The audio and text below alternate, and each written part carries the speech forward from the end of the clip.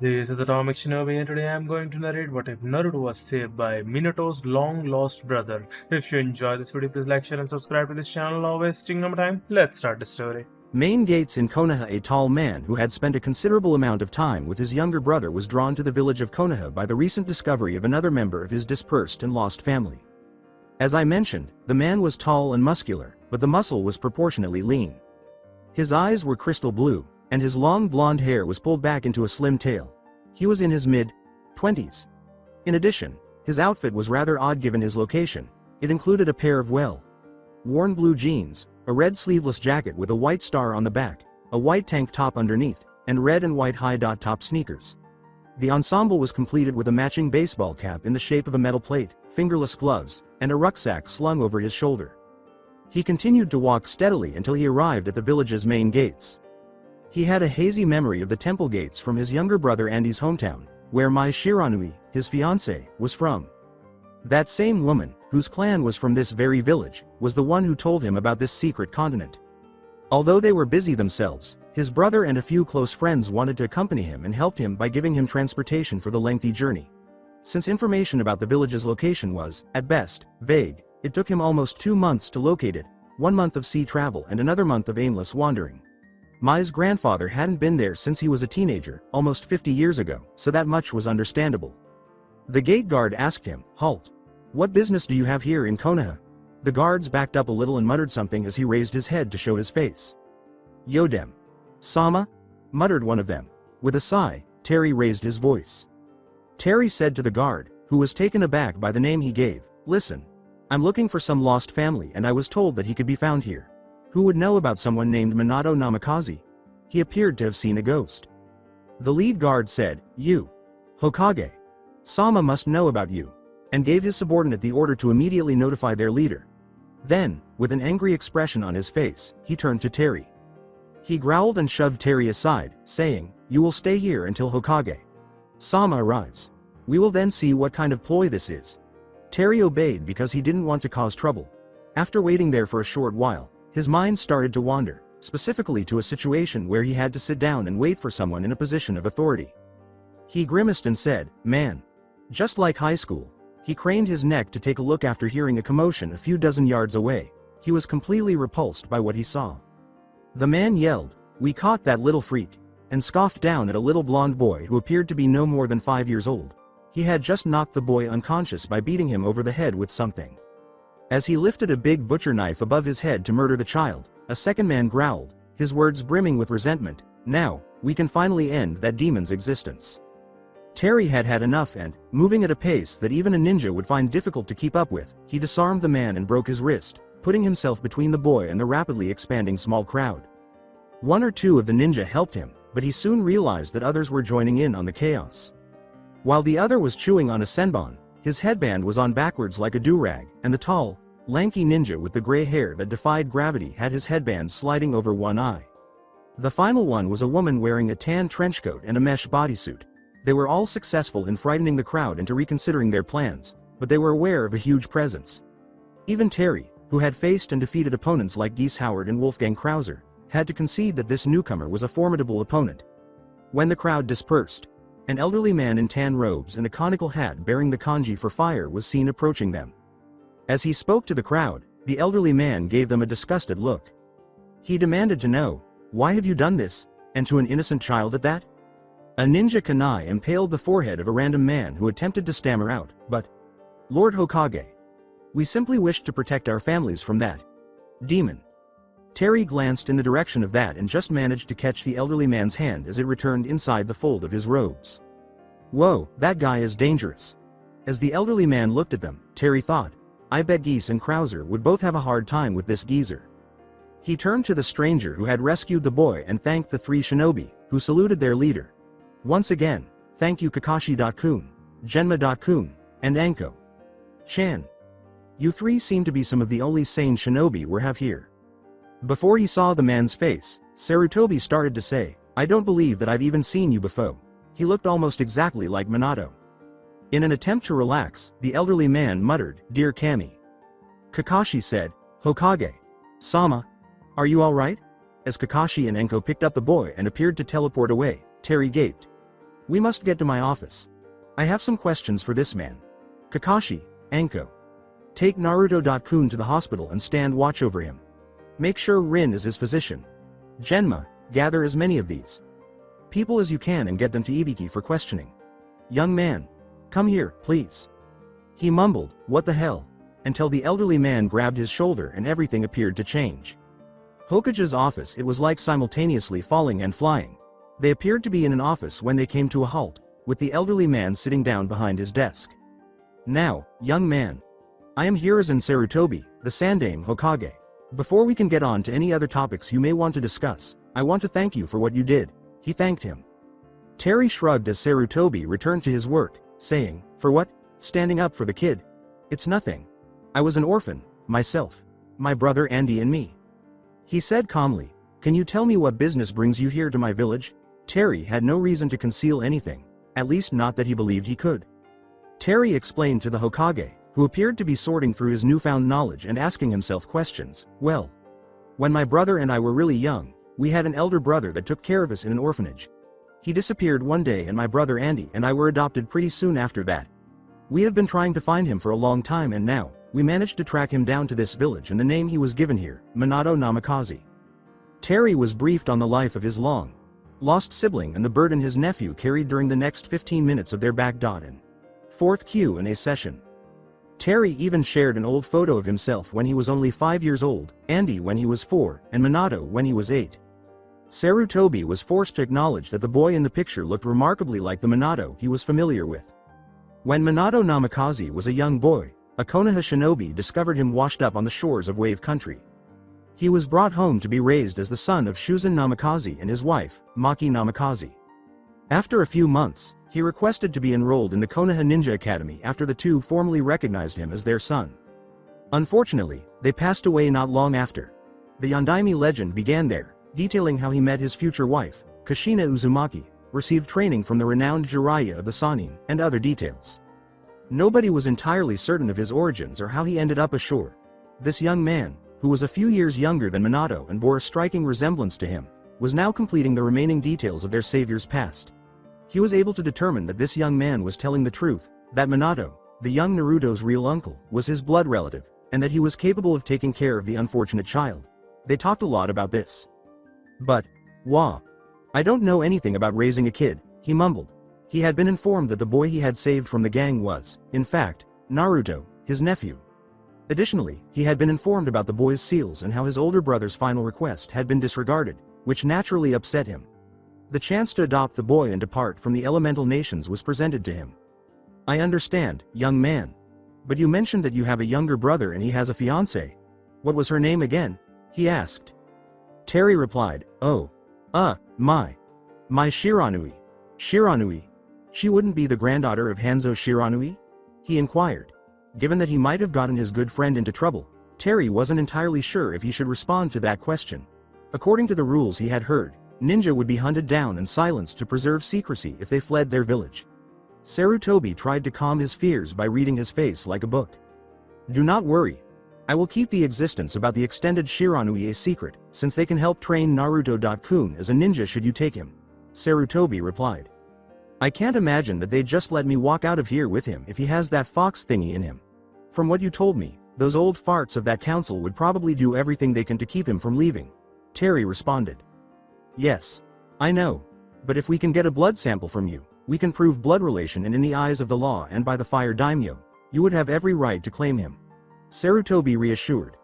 As they traveled to the hospital to check on Naruto and collect blood for the lab, Terry considered everything.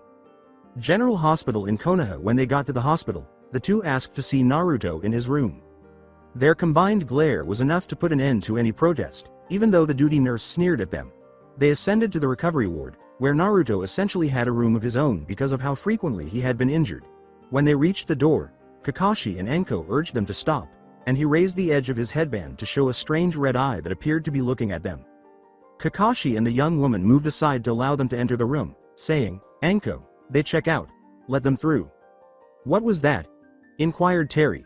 Sarutobi continued by describing the Kekkei Genkei of their territories, which clarified a lot of what Terry observed in the village. Kakashi has a special eye, you see. He said. Naruto awoke just as the explanation was coming to an end. With a yawn, Naruto said, "Hey, Gigi." Sarutobi inquired, "Are you okay, Naruto-kun?" "Yeah, I'm okay." He shrugged nonchalantly, but then he looked at the newcomer, who somewhat resembled him. Naruto said, "Hey old man. Who's this?" While Terry approached nervously, Sarutobi remarked, "Well, Naruto-kun. I'll let him tell you. How could he possibly address his brother's missing child? Well, my name is Terry Bogard and I came from across the ocean to find my lost elder brother, but found you instead," Terry stated to the child. With unnaturally large eyes, the boy said, "What do you mean by that, mister?" Terry responded to the boy's inquiry by saying, "Your dad was my brother." "Whoa. So you're my uncle? Awesome. I really do have family," Naruto exclaimed as he leapt from his bed and performed a sort of joyful dance in the center of the room, causing his new uncle Terry to laugh as someone else came in. She wore a doctor's coat, had brown hair and eyes with odd stripes on her cheeks, and was a few years younger than Terry. Terry thought, "Whoa. She's kinda cute." His eyes brightened at the sight of her, and she asked jokingly, "So what's this I heard, Naru-chan?" Naruto exclaimed, "Rin. Ni-chan. This guy here was my dad's younger brother." Rin's expression was one of disbelief. She whispered, "Sensei. Had a brother," while Sarutobi explained. As she prepared to take a blood sample, Sarutobi told her, "That is the other reason why we are here. We want to do a blood test of this young man against Minato's to have concrete proof of a blood relation." She had some thoughts of her own as she prepared and proceeded with the blood draw. If this guy is telling the truth in the blood tests, he can claim Naru-chan and have a real family at last. I didn't know Minato-sensei had any family. However, what if he removes Naru-chan from this place? Unfortunately, Rin thought, I don't want him to leave. The blonde ball of energy was a favorite of hers. She said, "The results will be ready in a few minutes," and departed to process the samples in the lab. In an attempt to get to know his new nephew, Terry said, "So kiddo, what's your favorite thing to eat?" The boy's cheer, ramen, startled Terry a little. Then, without pausing for breath, the boy babbled enthusiastically for 2 minutes about his favorite flavors and ramen in general. At last, he had the opportunity to share his favorites with the boy. "Well, I like lots of stuff, mainly pizza and club sandwiches," replied Terry. Terry smiled as Naruto asked, "What's pizza?" Terry, who was practically salivating at the prospect of a nice, thick piece of pepperoni pizza when he got back to Southtown, said, "I'll have to show you all about pizza, like the deep dish, New York style, stuffed crust." Heh. He asked another question and stopped drooling. He inquired, "What sport do you like?" Terry grinned even more when Naruto remarked thoughtfully, "I always liked basketball." Terry said to the boy, "Really? That's my favorite, too. We gotta play sometime." Sarutobi could already see that they were somewhat similar in personality and that they were connected through food and sports. They even ate together, each of them a bowl of hot beef ramen. As Rin returned with the findings, Sarutobi pondered, "I already recognize some of Minato in this young man." Rin said, her voice tinged with sadness, "Hokage-sama. The results came back positive. There is a complete DNA match between this man and Minato. Sensei. He really is Naruto-kun's uncle." Terry laughed and ruffled his hair, saying, "You hear that, kiddo? It's officially official." Rin used a forced sleep jutsu to help Naruto relax while they discussed the situation, and Naruto was content enough. But Terry was concerned. Although the future he envisioned with Lily McGuire included some child-rearing skills, he had none. He kept thinking about what Lily would do in this circumstance. Something spoke to him in the back of his mind all of a sudden. "Terry. This boy was an orphan just like us and he is your long-lost nephew. You really should take him in. Protect him from the dangers of this world. I have faith that your friends and remaining family will help you. Besides, he's really cute." Lily's voice reached him and then disappeared. He recalled that Lily adored kids and would have taken Naruto without hesitation if she had been in this circumstance. That small detail strengthened his determination to mentor the boy and bring him back to him. "Maybe or even Mary can help me out with this. Joe'd probably get a kick out of this kid and Andy'd like to meet him," he thought, listing friends like Kim Kafwan, who was married and had 2 boys of his own entering their teens, who could help him raise the boy or offer him advice.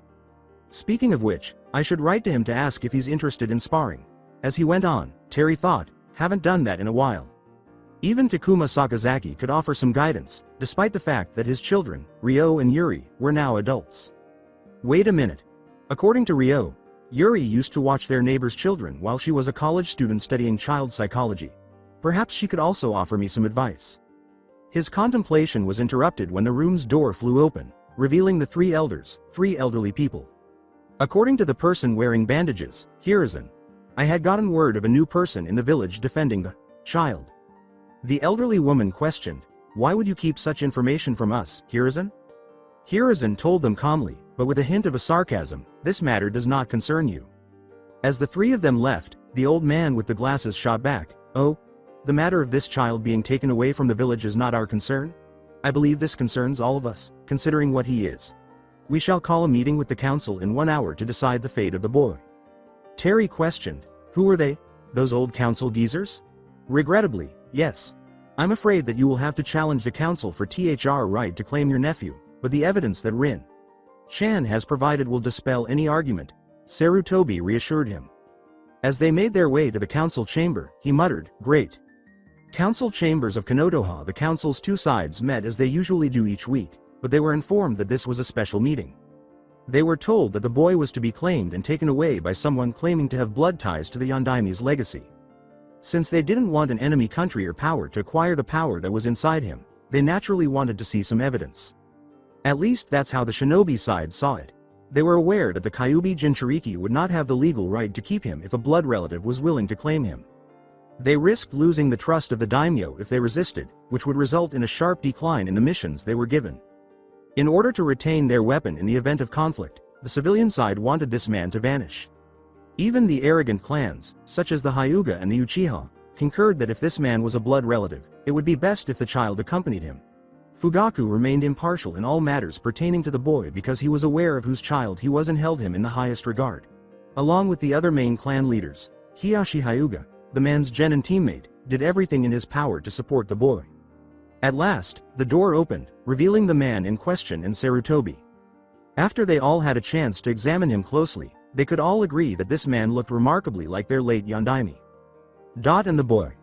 The boy's personality and eye shape, which he inherited from his mother Kushina, were the only differences. The way the man's eyes absorbed everything around him gave the impression that he was a skilled fighter and that he was extremely strong. He was dressed strangely, but that was a question for another time. In order to proceed, Sarutobi called the meeting to order. I trust you all know why you have all been called here. This is to decide the fate of one Naruto Uzumaki. This young man here has come to find his brother, who was lost long ago. That same boy that was found over 20 years ago turned out to be none other than Minato Namikaze, our Yondaime Hokage. Sarutobi told them. Immediately following his statement, the room descended into chaos as objections and requests for evidence poured in from all sides. Sarutobi calmed the room by extending his ki. It rattled Terry as well. Whoa, he thought, that old man is scary. Now, if you would be so kind as to let me continue. I have already ordered blood testing to be done with his blood against both Naruto's and the Yondaime's. All three correlate to each other, showing direct blood relations. He really is the brother of the Yondaime and uncle to Naruto, Sarutobi said. Although some members of the Shinobi Council only grinned because they were aware of Naruto's parentage, the council was shocked by the shocking revelation that had just been revealed to them. It was new to them, though, that Minato had blood siblings elsewhere. However, the civilians were not prepared to concede. Did you really think these tests would satisfy us, Hiruzen? On top of that, how would this vagabond even be able to care for the boy? How do we know he will sell the boy off to you or Kumo? Homura asked. I wouldn't do something like that to the poor kid. From what I've seen and heard, he's been through enough. Besides, my younger brother Andy and his new fiancée can help me look after the kid. On top of that, I've got a lot of friends back home that can help out, Terry responded. Danzo half demanded, half inquired, and where would this place of residence be? Well, I came here by boat from the east and we were sailing for at least a month. I live in Southtown, off of the southeast coastline of the United States, he replied. The others muttered to themselves as Kaharu whispered, then. You came from beyond the veil. There were very few visitors from the lands beyond their own. But Danzo had no intention of letting his intended pawn escape his grasp. To keep the boy within his grasp, he fished for other reasons because, once he stepped outside the veil, he would be hard to find. Danzo questioned, what of the boy's godparents? Jiraiya and Tsunade had both been absent in the boy's life since he was born and haven't even bothered to check on him. They have lost any claim to him, Hiyashi Hyuga responded. On his last breath, Homura shot back, surely. There must be a shinobi family willing to take him in. Shikaku Nara shot back, destroying the last of their arguments. Your law that no shinobi family can adopt him, in fear that they would use him to assert supremacy, means that none of us can take him in. After using all of his arguments, Danzo made demands. The scarred man insisted, you cannot take the boy. He is our weapon, given to us by the Yondaime to use against our enemies. On the contrary, Danzo, you forget that the daimyo decreed that should a blood relative arrive to claim any orphan, that person will not be contested upon physical proof being presented. Terry.san here has that proof and will be taking the boy back with him. Fugaku yelled. To further appease the Shinobi Council and more members of the Civilian Council, Sarutobi added, I have already requested that Naruto be trained in the shinobi arts by acquaintances of Mr. Bogart and that he be allowed to return here to formally become a genin and possibly a chunin. When the boy returned, many intended to introduce him to their daughters or other female clan members who were of a similar age. Terry, confused by all the politicking, asked, does that mean I can take him home? As he turned to face the other members of the council, Sarutobi grinned and said, yes. That means he can go with you under the conditions I just stated. As the meeting came to an official end, Sarutobi issued a warning to the potential troublemakers. This meeting is hereby adjourned. Any attempted to contest this decision will be met with lethal force if necessary. I do not like to do so, but I will remind you that my power here is not purely political. Well, it looks kinda late, so you mind if we set out in the morning? Replied Terry. As they departed, Sarutobi gave him his word, of course. I'll even take you to an inn for the night. I will have Naruto ready to go in the morning. Danzo was not yet prepared to concede. If he wished to keep the boy within his grasp, his only option was to eliminate this man. That night, he silently gave the order for two of his most reliable agents to carry out an assassination. The old belligerent swore, like hell I will let that boy go. He will be my puppet, my weapon. That evening, Terry had just taken a long, soothing bath and settled into the inn. With a stretch and a yawn, he stretched out on the bed and prepared to close his eyes, thinking, dude, I forgot how wonderful a long bath feels. Abruptly, he sat up and searched his bag for something. He looked for a moment and then produced a photograph.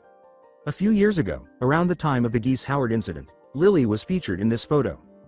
Terry said to the photo as he started to close his eyes and let sleep take over, Lily, I wonder what you would say about this. I know you'd like the kid. I do. Two Nei shinobi had gotten the chance to kill their target just outside the window, so they crept up to it and opened it slowly and silently. In order to murder Terry while he slept, they then crept up beside his bed and gradually drew their weapons. Terry's eyes suddenly opened as he executed one of his special moves, seemingly out of the blue. Rising fight. The two were totally unprepared for the technique, which knocked them out of the room and into the hallway. Although dazed, the two barely had time to recover from the devastating blow before the blonde fighter charged through the opening they had created and launched a barrage of punches and kicks. Even though they were skilled shinobi, they were struggling to keep him at bay until they managed to move away to put some distance between them. Terry glared at them and said, what the hell is going on here?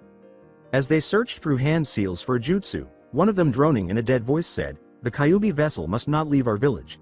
That means that you must die, outsider. Fuuton. Yeba K's. A person from outside the elemental nations would typically be completely unprepared for something like this. Terry was another matter entirely. This was not surprising to him because he had already faced deadly fighters like Krauser, Mars, and others.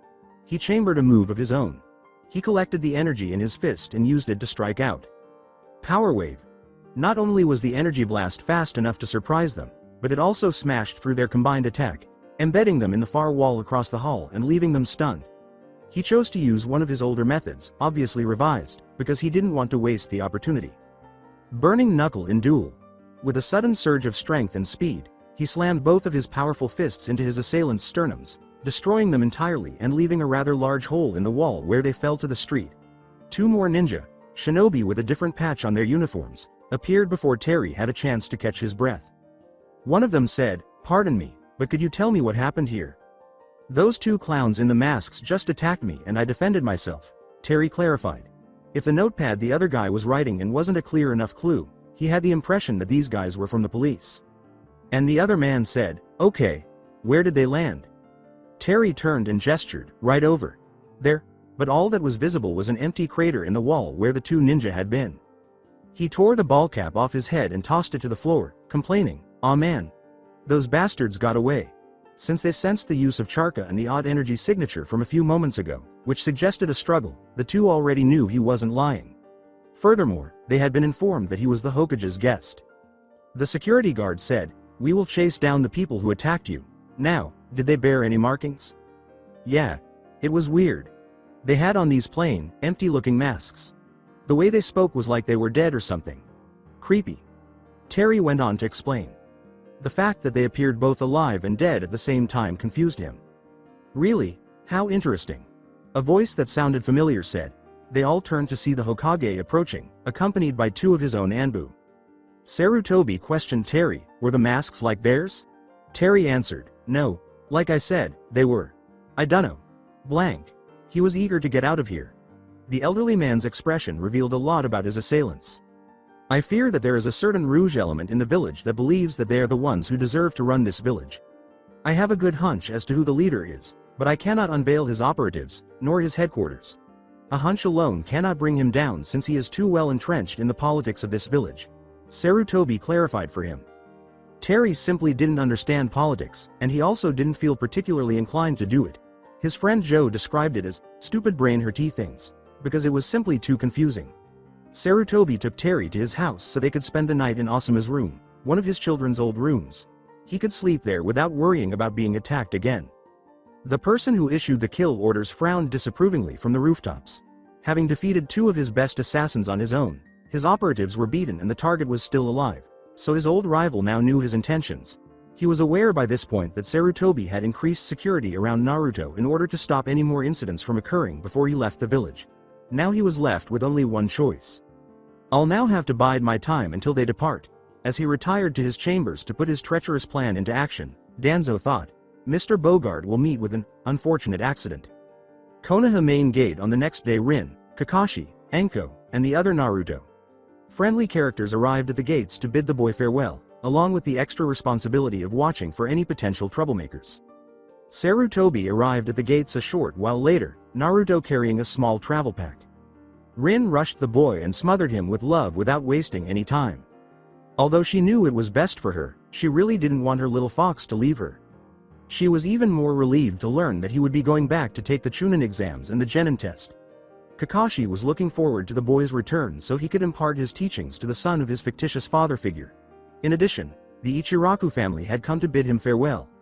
They gave him a firm peck on the cheek and sent him off with multiple packets of their own brand of instant ramen and ayame. Naruto leaned toward Kakashi and whimpered in shame, Ayame. One-chan, much to the amusement of his new uncle. Terry questioned, he's going to be a little lady killer, won't he? Kakashi laughed as he recalled the terrifying Kushina Uzumaki in her rage and explained, you have no idea. His father had fangirls even in enemy villages. Naruto. Chan's mother, however, managed to scare them all away. Although his sister.in.law was a very kind young woman and very protective of Kakashi and his teammates, Terry recalled that old Sarutobi had told him about Naruto's parents and how, even for a redhead, she could be especially cruel when angry. As they prepared to depart, Terry complained, man. She would probably make Krauser wet himself. She sounds like Mai when she's mad. Sarutobi gave him some scrolls for Naruto's ninja training before they departed. Sarutobi reassured him, just give them to the Shiranui clan. They will know what to do. The two departed once more for the world beyond the veil after saying their goodbyes. However, they were not aware of a small group of unidentified shinobi who were disguising themselves as an Anbu team and following them through the treetops. Ports in Water Country 2 weeks later. After 2 weeks, our two blondes arrived in a port town where they could board the ship that took Terry to these lands and return to Fort Lauderdale, Florida, where he had left. His apartment was in the central area, which was close to Southtown and about an hour's bus ride south. Their port choice, which was in the center of Mizukaga's Partle routes and a popular hub for their shinobi, had caught the pursuing team off guard. The strong forces in the area forced them to hold their hands whenever they were ready to attack. They even agreed to share a room with a small group of returning Junin from Mizu on their last night together. Among them were a man named Zabuza Momochi, who had developed feelings for Naruto, and a particularly attractive young kunoichi named Mei Terumi. As she looked at his guardian, the auburn-haired woman declared, he's so cute, and pressed the flushed 5-year-old into her bosom. She questioned, he's really your nephew? Terry clarified, yep. Just claimed him and now I'm taking him back with me. After talking into the night, they all went to bed. Naruto had no issue with Mei calling the boy Mei. One-chan. but she insisted on sharing her bed with him. Since Terry shared a room with the men on her team, she had essentially made him into her personal plush toy. Since their targets would be boarding their boat, which would put them out of reach early tomorrow morning, the Nei Shinobi team outside the window had become desperate.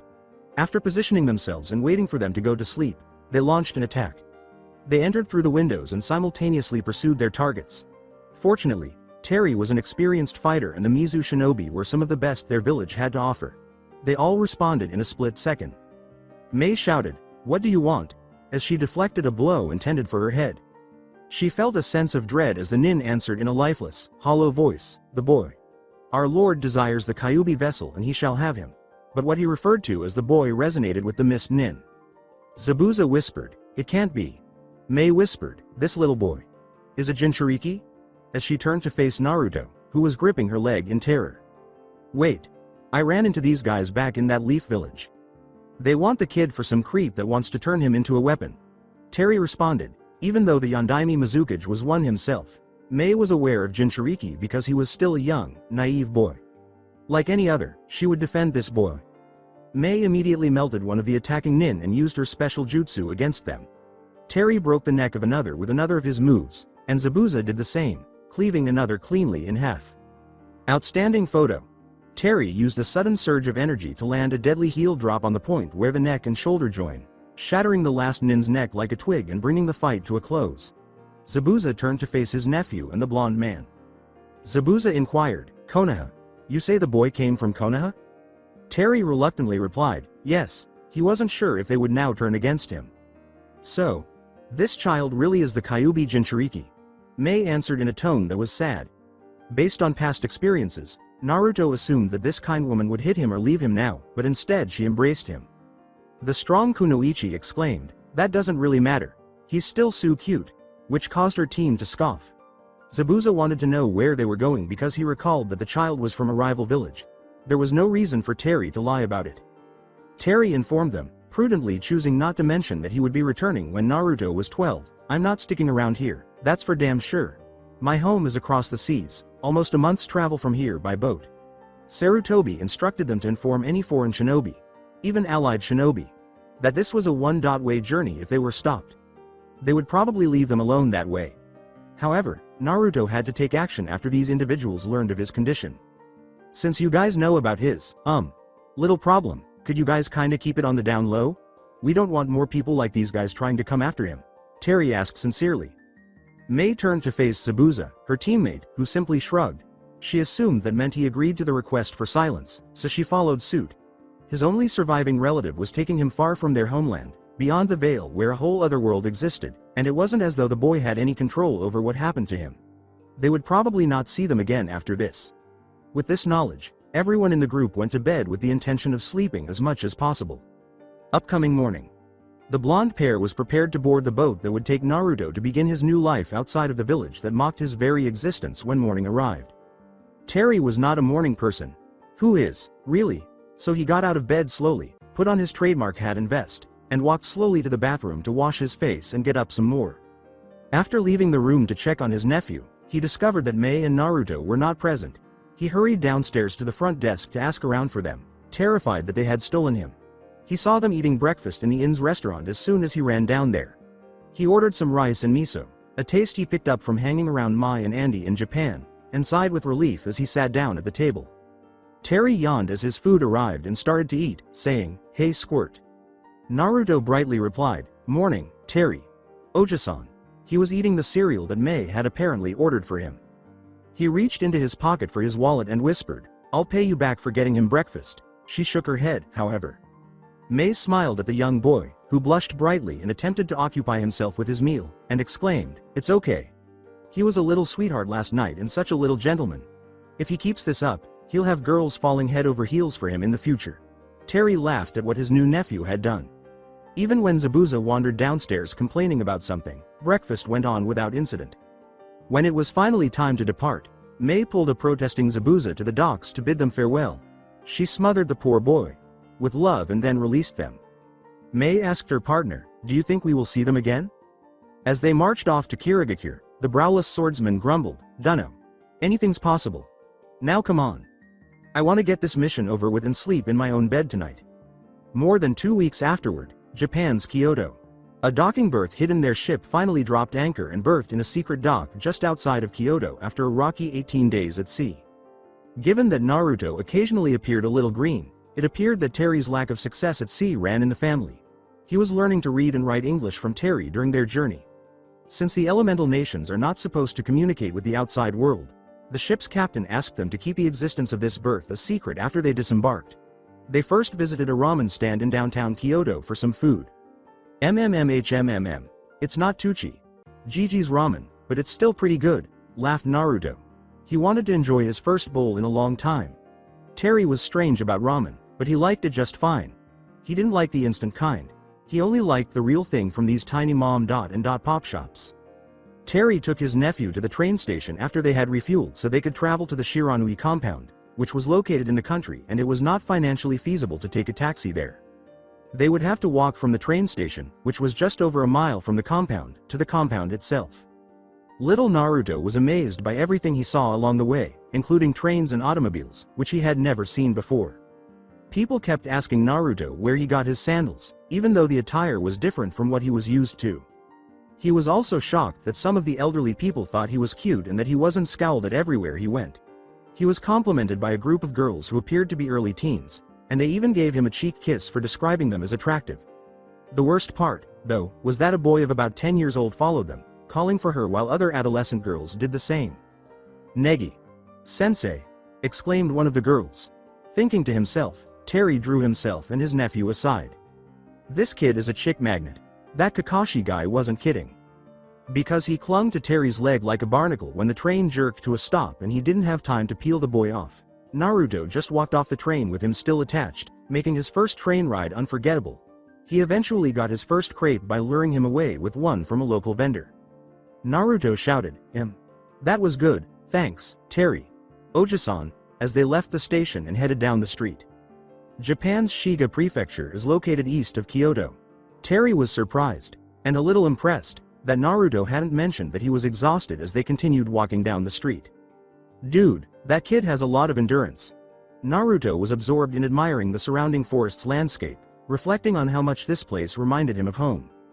That also made him consider the well-being of Anko, the Anbu, Nichin who constantly protected him, and old man Hokage. Terry was preoccupied with his thoughts about what would happen when he returned to Southtown.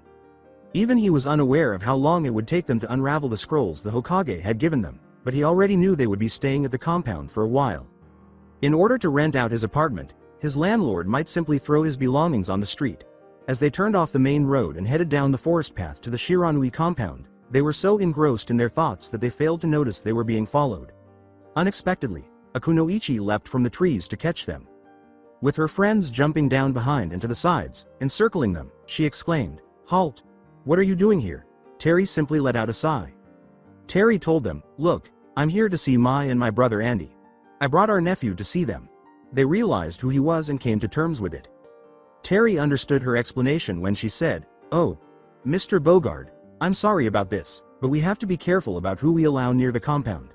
The woman then leaned down to examine the little blonde boy, whose blue eyes were the whitest she had ever seen. As she glomped him, as all attractive girls seem to be doing these days, he appeared to be growing accustomed to it and enjoying it. The markings on his cheeks reminded her of a cute little fox kit. Old man Hanzo was meditating in the main house when she led them there. Kaide, the kunoichi, asked them to wait there while she located Andy and Mai. After exchanging glances, Terry and Naruto shrugged and took a seat to wait. They had a long day, so Terry fell asleep quickly. Naturally inquisitive, Naruto approached the elderly man. Naruto yelled, "Oi, G.San? G.San? Hey, wake up, G.San." And did everything in his power to rouse the elderly man in front of him. He was unaware that the two individuals they had come to see were observing from a gap in the door. Andy was about to have an aneurysm from the way the boy was climbing all over his master like a blonde spider monkey, while Mai was trying to keep from bursting a gut. Andy noticed his older brother snoring in the corner of the room. He rushed to his older sibling and roused him. Andy hissed, "Terry, wake up, you slacker." Terry awoke with a grogginess. Terry pawed around half awake and yawned, "Mary? That you?" He answered, "No, it's me, Andy." The elder Bogard said, "Oh. Hey there, little bro. Guess who I brought over?" and pointed to the empty pack beside him to check where Naruto had gone. Before he saw him, he was going to inquire if he had seen a little blonde boy, but he ended up molding Master Hanzo's face like play dough. According to the boy, his uncle woke up and came running toward him like a lightning bolt. The 5-year-old pointed wildly at the elderly man and cried, "Uncle Terry! Uncle Terry! That old guy is dead!" Mai, who was hurting from laughing so much, exploded into the room, clutching her sides because she could take no more. She rolled on the ground, laughing and exclaiming, "Oh my god! This kid is too much." To Naruto's bewilderment and annoyance, Terry immediately joined in after realizing what was happening. Naruto stomped over to the man and pointed before exclaiming, "What's wrong with you guys? That old geezer is dead." A voice behind him said, "It's not very nice to think someone dead, my boy." The dead old man was staring at Naruto with a sour expression on his face as he slowly turned around. Like a scared cat in a cartoon, Naruto screamed, "Ga! Zombie Jii! Chan!" and clung to the dojo's ceiling, pointing and babbling incoherently. Like Terry and his granddaughter, the old man snorted, sniggered, and then exploded with laughter, toppling over and gripping his sides. Since Mai was a young child, he had not had the opportunity to do that, and her reaction was identical. After 5 full minutes of haggling and the promise of a bowl of ramen, Terry and Mai were able to persuade him to come down from the ceiling. "Terry? Who is this boy? I thought you went to find your lost brother? Why did he call you uncle?" Mai responded.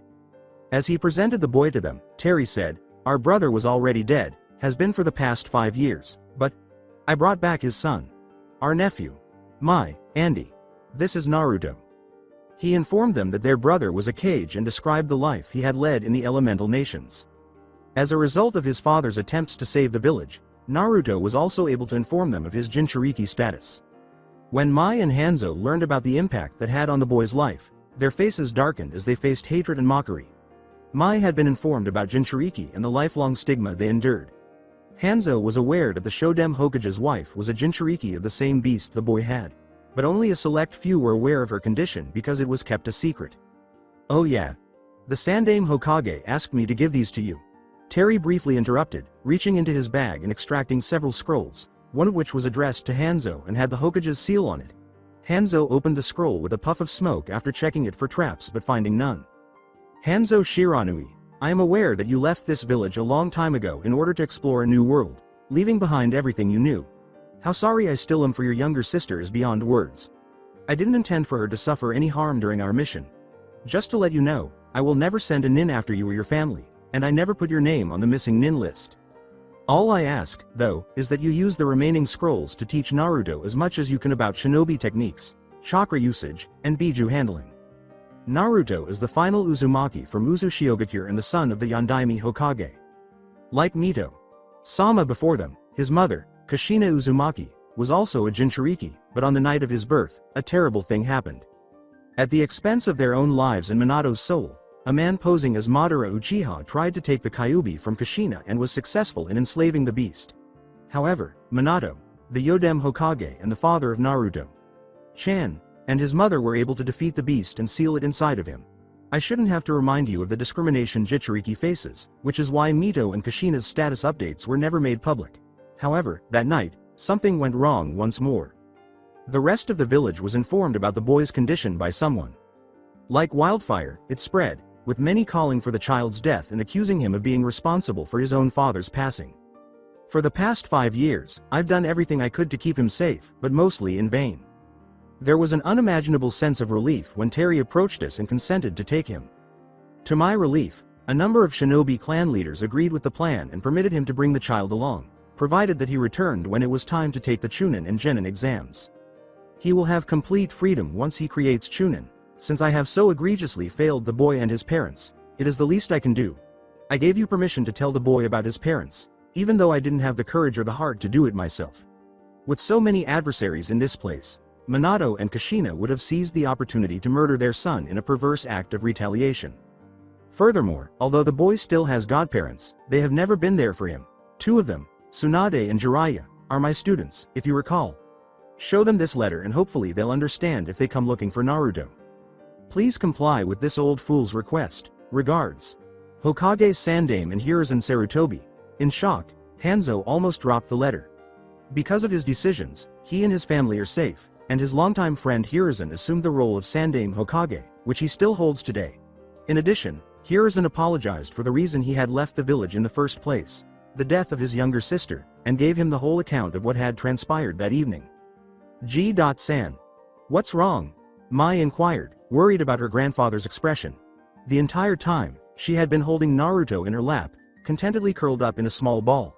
She looked at the boy, who had a hangdog expression on his face after hearing the contents of the letter, after Hanzo handed her the note and she read it out loud. He felt somewhat deceived that the elderly man was unable to tell him himself, but he now knew who his true parents were. After kissing his forehead, she muttered, "Poor kid. He's such a little sweetheart, too." With a much more upbeat tone, she explained, "But don't you worry, Auntie Mai will help look after you." Naruto exclaimed, "Wow. You're my auntie? Cool," and gave her a big hug that caused her to squeal, crushing the child against her more than ample bust. Andy answered, "Auntie, but you're not a Bogard, Mai." He sighed in defeat as Mai cooed, "Not yet, you mean. Give it up, little bro. She's got you fitted for a wedding ring and determined to get you to the altar, even if she has to drag you kicking and screaming." Terry laughed. In response to his older brother's jest, Andy said, "Oh yeah? What about you and Mary? Is she going to have to blackmail you into a wedding?" Mai reprimanded the two mildly arguing brothers, saying, "Boys, behave," before adding her own joke. When she winked, she added, "Besides, Terry's right." Hanzo was pleased that his granddaughter had taken to him so rapidly and was not affected by the madness and shame that surrounded the Jinchuriki. When he opened the remaining scrolls, he discovered that Hiruzen had added the academy's entire curriculum as well as a few extras. He added the Kage Bunshin, which could only be used by someone with enormous stores of chakra without suffering terrible consequences, because he believed that Naruto's second chakra source would prevent him from ever using the normal Bunshin. Hanzo thought, well, Hiruzen was always one to plan ahead. He believed that teaching the boy wouldn't be too difficult because the Shiranui ninja's foundation was based on Konoha techniques, which included some just you and chakra exercises. Mai herself was comparable to an A-rank kunoichi, a high-level Junin. She would also be happy to assist in teaching him because she had already grown attached to him. Hanzo greeted the boy as though he were welcoming a great grandson, saying, "Well, Naruto-chan, I would like to welcome you to the Shiranui school." Hearing that he would be learning to be a ninja like his parents made Naruto very happy. "Well, I'd like to teach him a few things I learned from Master Tongue once he's old enough. Besides, I'll be taking him back with me to Southtown." Terry continued. Naruto recalled witnessing his Uncle Terry fight at the inn using those awesome moves. Naruto said, "Whoa. Awesome, Uncle Terry, once more." Mai immediately worried about the boy's security. "Terry, is that such a good idea? I mean, Southtown is really dangerous," Mai asked. "Not the area where I live. Remember, I live near the Sakazaki dojo. No one's stupid enough to try anything there and it's a pretty good neighborhood. Things there have really calmed down since Geese and that Mr. Big Guy got beat down." Terry clarified. After hearing that, Mai appeared relieved, but she insisted that he start his training here for the first few months in order to learn the fundamentals. Sigh. "I just got delayed going home." Terry explained. "Oh well, at least it was for a good reason. He could learn how to raise a child during this time. He needed to make some calls." Terry used the phone in a small pocketbook of contacts to call Takuma Sakazaki for advice while Naruto and Mai were settling in. The other voice replied, "This is the Sakazaki dojo, Yuri speaking." "Hey Yuri. It's me, Terry." "Oh, Terry. It's been a few months. Where on earth have you been? We've been worried sick about you and Mary's wiped out over half of the gangs around here trying to find you. She even put that big jerk Jack in traction," cried Yuri. He felt even better about taking Naruto home with him after it was revealed that Blue Mary had not taken his disappearance well and had gone on a one-sided rampage that appears to have destroyed a large portion of the city's criminal element. She understood Terry's reasons for leaving after he gave her an update on his activities over the previous few months. Terry was an orphan who had been adopted by Jeff Bogard, a close friend of her father. Everything made sense. When she learned that he would be returning in a few months with his nephew, she was even more shocked. Yuri exclaimed, "Aw, I can't wait to meet the little cutie." "Yeah. I hope that will be enough to keep Mary from skinning me alive," Terry responded. Yuri answered, "I dunno. Mary was pretty steamed." He whimpered, "She's gonna kill me. I knew it," until he recalled his apartment. Fearing the news, he asked her, "Hey Yuri, did my landlady come looking for me or outright evict me?" "Well, she was about to have you evicted, but Robert paid the back rent," I think he's going to have a request for you when you come back, Yuri stated with a facepalm. A well-known wealthy party boy was Robert Garcia. Whatever he wanted, he knew it would probably be a pain in the ass. At least he was a well-paid pain in the ass. Great, moaned Terry. Yuri inquired, what did you need, anyway? I wanted to talk to your dad about how to raise a kid. I thought he'd have a good idea how, replied Terry. On the other end, Yuri simply stopped talking. Terry questioned, Yuri? You there? Terry felt like a jackass when Yuri reminded him, I'm going to pretend that I didn't hear that, Terry. Come on. You can't be that dense. Remember that my dad disappeared for over 8 years? He muttered in embarrassment, oh, if you want advice, try Kim Kafwan. At least he stuck around his kids, Yuri offered. That's true. Thanks, Yuri. Before I go, would you be interested in babysitting every once in a while when I bring him back? He inquired. As they both hung up, Yuri's squeal gave him all the information he needed. Terry was going to pull out his book once more to make a call to Kim in Seoul when Mai and Naruto returned. Terry remarked on Naruto's new attire, which he paired with sandals. Hey little man. Nice duds. Since he would be training with them for a few months, they were a much scaled down version of the Shiranui ninja outfit. Naruto exclaimed, thanks, Uncle Terry. Auntie Mai said that she'd help train me, with excitement. He could definitely say that the boy was like a tiny ball of sunlight, full of boundless energy. It would be necessary for the upcoming training. 3 months had passed since Naruto departed for his new life with his father's younger brothers, leaving behind the shinobi nations and the veil separating the two worlds.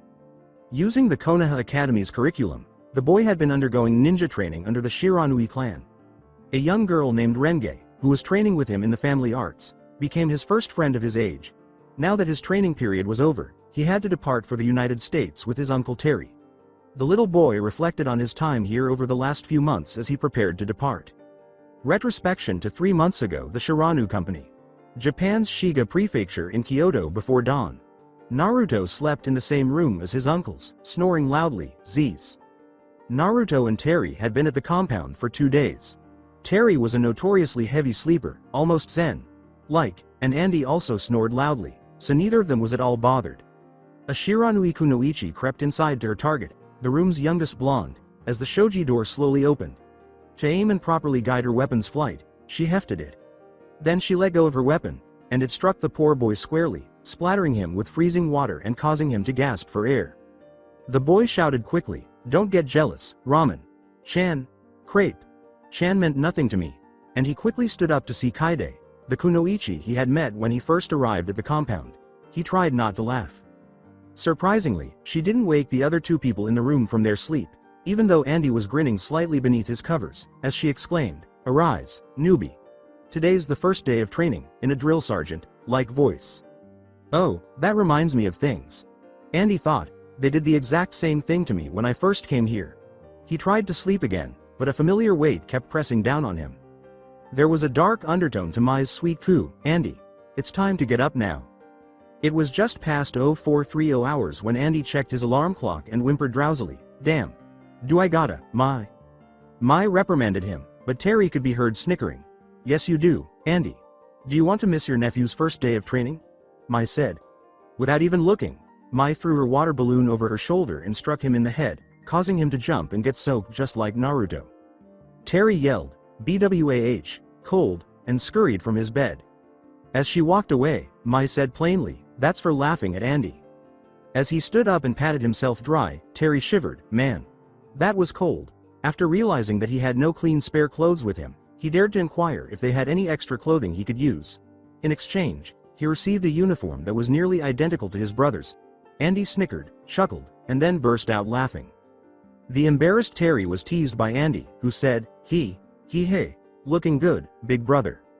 As their young nephew began his first day of ninja training with a child his own age, a young girl named Renge, Terry complained, jerk. She was the child of Mai's older sister, who was present. Like her mother and aunt, the girl had long brown hair pulled back into a ponytail. Like all children of her age, she had a cherubic, slightly plump face and large chocolate brown eyes. In contrast to her mother's and aunt's blue uniforms, the girl wore the typical Shiranui attire, but with a pair of bike shorts. Who is this boy, Mai? Chan? I asked inquisitively. Everything, including the Kyubi, was explained by Mai. She was right to believe that her sister would see through the beast to the good boy he truly was. When I learned that the boy was from the elemental nations, Konoha, of all places, she was astounded. She was also relieved that they wouldn't be labeled as noob.nin and that the current Hokage was happy to leave them alone. As she observed her daughter's interactions with the boy, Naruto told her about a practical joke he had pulled right before he left. With an insecure giggle, Renge answered, "That was a very funny prank, Naruto.kun." For his part, Naruto was watching the woman who was standing with Mai, waiting to see if she would rip her child away from him and tell him to keep away. He was even more taken aback when she approached them with composure and a smile. I inquired, "Who's your new friend, Renge-chan?" Renge introduced her new friend to her mother, saying, "Oh, Hahouya. This is Naruto.kun. He's the nephew of Mai Obasan's fiancé and he's really very funny." Naruto appeared dejected and prepared to run if necessary. He recoiled from her touch, and she could only feel heartbreak. Mai-chan was correct. How could those monsters in Konoha have harmed this boy? Sadly, she thought. The boy relaxed after I reassured him, "Don't worry, Naruto-chan. I won't hurt you." Mai followed her up. "Naruto-chan. This is my one-chan, she won't hurt you, trust me." Mai continued. Over the last few days, he had grown to trust Mai. He held a very special place in his heart for the woman because she had shown him so much love and treated him like he was her own blood. Hello, I.san. Naruto said shyly. I ushered him into a conversation, saying, "Hello, Naruto-chan. I see that you and Renge-chan are getting along." At this point, Naruto was becoming more relaxed and opening up a little. With a hint of pink in his whiskered cheeks, Naruto answered, "Yeah. Renge-chan is a good listener and she's really nice." "Oh my goodness, this is adorable," Mai exclaimed. "This is too adorable. I wonder if he'll change his mind. Since Renge-chan is so shy in school and there aren't many kids her age around, she would love to play with him," I thought. "Mai-chan, would it be okay if he could play with her after their training?" Mai replied to I. With an eye toward Terry and Andy, Mai answered, "Well, it would really be up to his uncles." Terry responded to her by saying, "Sure, we should let kids be kids, right?" He thought Terry was a dull boy who worked all the time and never played. Andy teased the boy by adding, "Yeah. He should be allowed to have some time with his new girlfriend." The boy was only perplexed as to why Renge appeared so ashamed. When Naruto said, "What's a girlfriend? She's a girl and my friend, right?" The adults erupted once more until Mai clarified what a girlfriend was. When she was finished, Naruto became so pink that a flamingo would have run for legal advice. That was adorable, but it was nothing in comparison to the timid looks the two kids exchanged with one another. When the moment had finally arrived, Kaide returned to the room and identified herself as their instructor for the upcoming months. After that, the kids began to open their chakra by releasing as much of it as they could.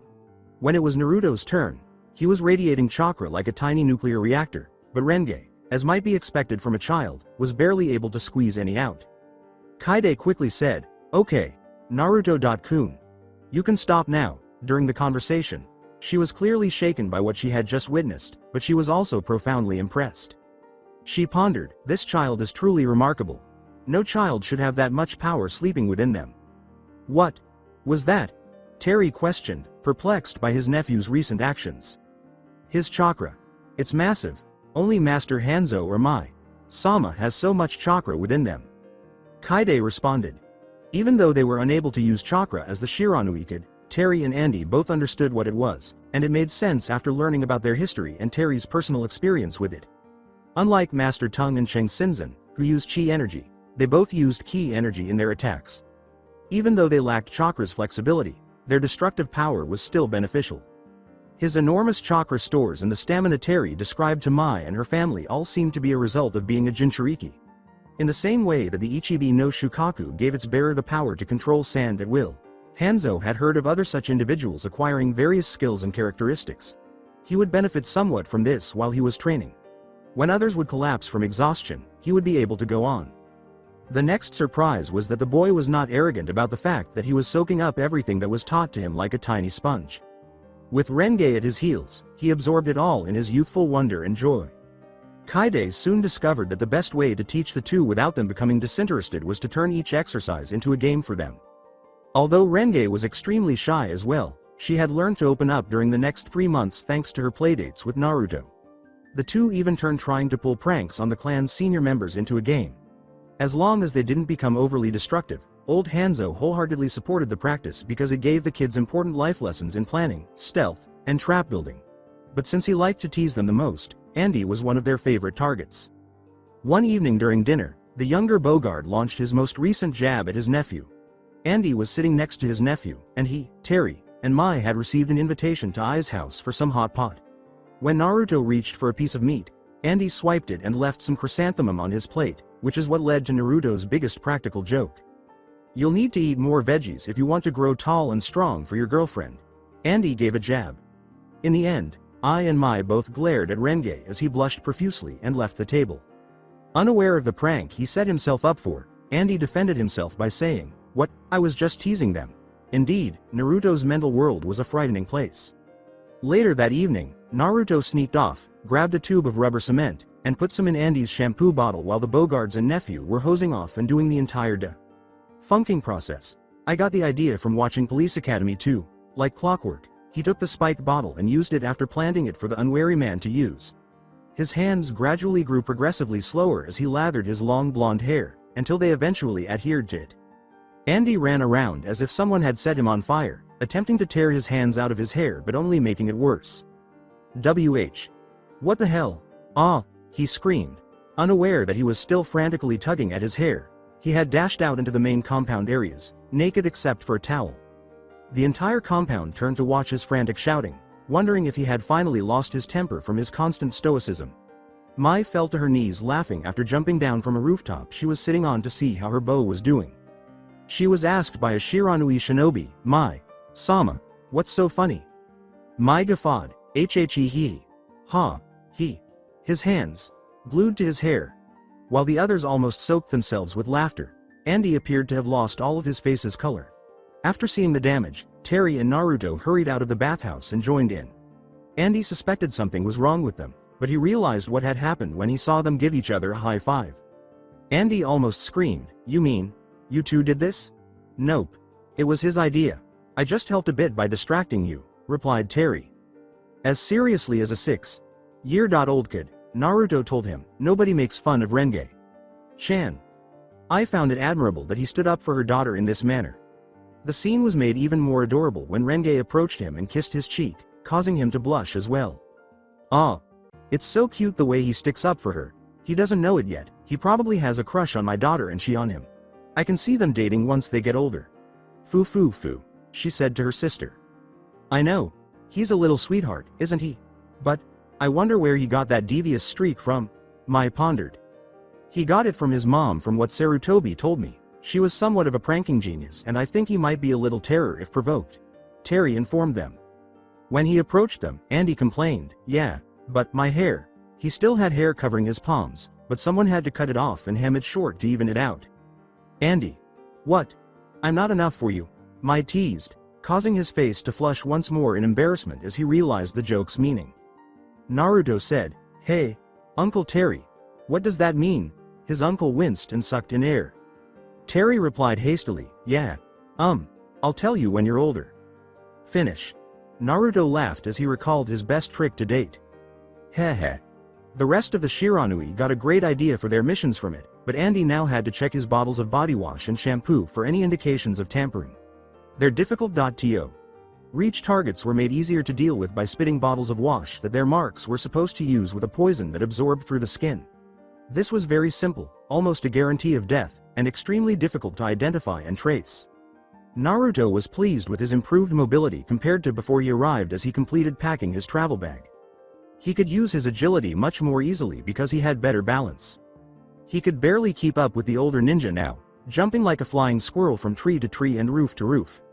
However, he would truly miss having a friend his own age while he was in America, and that was what he valued most. However, he was informed that they would be traveling home in a flying machine known as an airplane and that he would have the opportunity to meet even more of his uncle's friends once they arrived. The little boy was very excited about the prospect of flying. Terry, with his travel pack already on his shoulder, said, "Hey, you ready to go?" from the doorway. His first concern was how Naruto would pass customs since he had no identification and no records in any nation. The Shiranui clan handled that with the help of a personal favor from the royal family that Hanzo had obtained when he was younger, as well as a few favors from some influential members of the Japanese parliament. Members of his own military attempted to kill Hanzo, the emperor's bodyguard, in order to continue the war, but Hanzo saved his life when he attempted to stop Japan's involvement in World War II. Hanzo merely thanked Terry for bringing a phony great-grandson back to him and said it was worth it. He was thrilled that Renge and Naruto got along so well that, even when they weren't training, they were hardly ever seen apart. In addition to Ai's strong affection for the boy, Naruto had his complete support for courtship once he reached adulthood, just as Andy had gained with Mai. Since Terry was his legal guardian and resided in the United States, the only disadvantage was that he would only be there for 3 months of the year. According to the plan, Naruto would return each summer break to continue his ninja training, but he would be living with Terry in the United States. With the assistance of Master Tongue and his local friends and acquaintances, Terry intended to instruct him while he was there. In parallel, Naruto would receive a foundational education in American public schools, just as Renge did at the academy where her mother was a teacher. After all, the Shiranui still needed to keep up a public persona. Along with her sister, Mai had a degree in literature from college and worked as a high school teacher at an academy in the Kanto area called Mahora.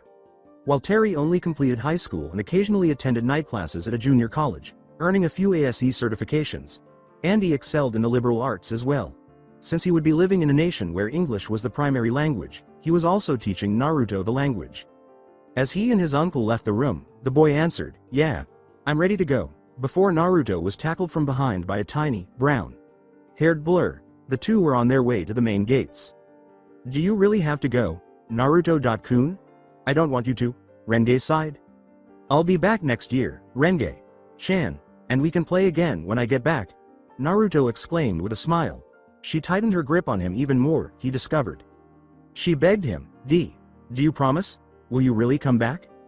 As they linked pinkies, Naruto assured her, "Course, I always keep my promises." They walked down the path to the train station and then to the airport after she released him. Her mother overheard her whisper, "Bye, Naruto-kun. I can tell now that she has a crush on him. That boy is unaware of his true luck."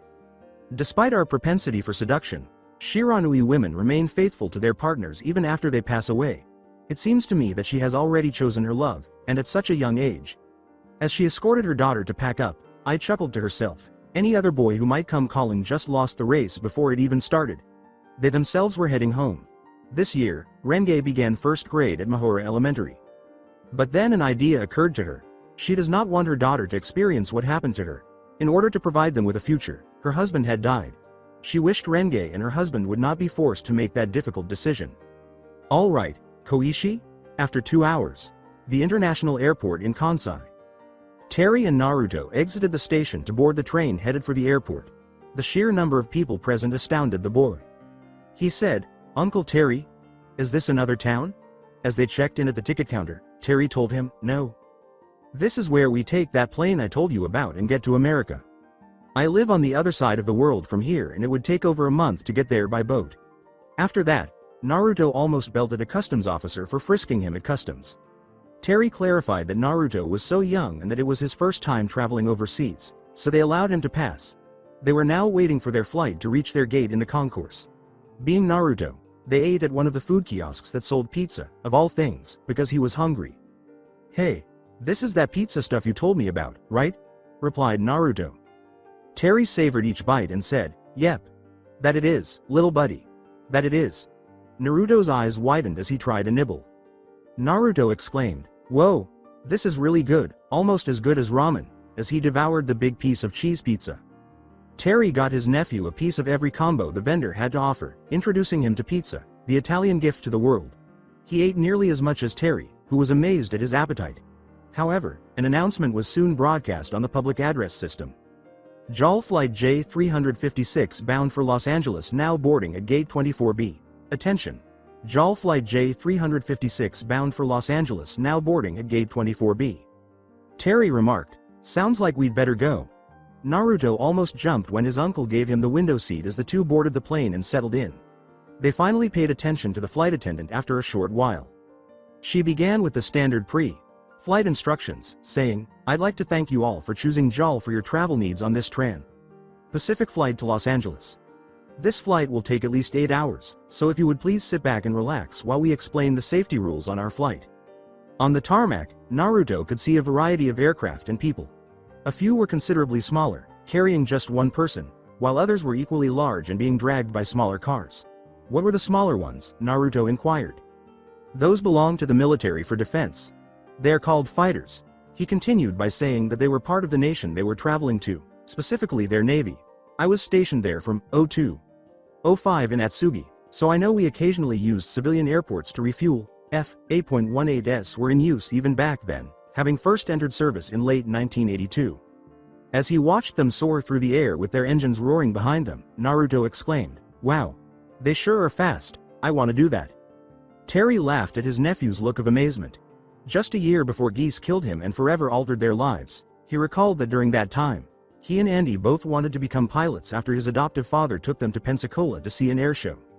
NAS Pensacola is home to the U.S. Navy's flight demo team, the Blue Angels. I attended my service school there approximately 11 years ago and had the opportunity to meet them in person once because my class instructor, AT1 Lewis, was good friends with one of the crew chiefs. Once more, what were they called? Something Blue Angels. Yes, I must take him to the next show if they have one. Their unofficial theme song at the time was Dreams by Van Halen, which I believe is still their theme song today. Terry thought he'd love it. Well, we'll see about that. Let's get ready for takeoff, Terry prodded. While their plane taxied for takeoff, he thought, hey, this child-raising thing might not be too hard, after all. When it was finally time to take off, Naruto was having a great time despite the G-forces forcing him back into the seat. The boy whooped and cheered, yeah, woo, as he watched the land grow smaller and smaller until they were cruising at an altitude above the clouds. Behind them, an older man with glasses and a suit asked them a question. He questioned Naruto, is this your first time flying? When Naruto said, yeah, that was awesome.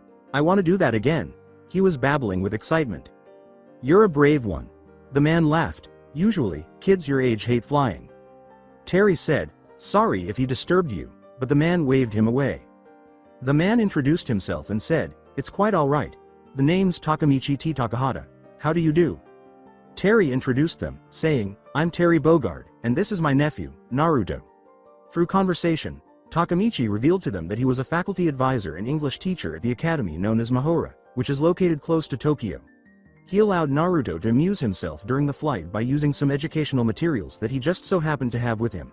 Throughout it all, the man was astounded by the boy's keen learning curve and eagerness to learn.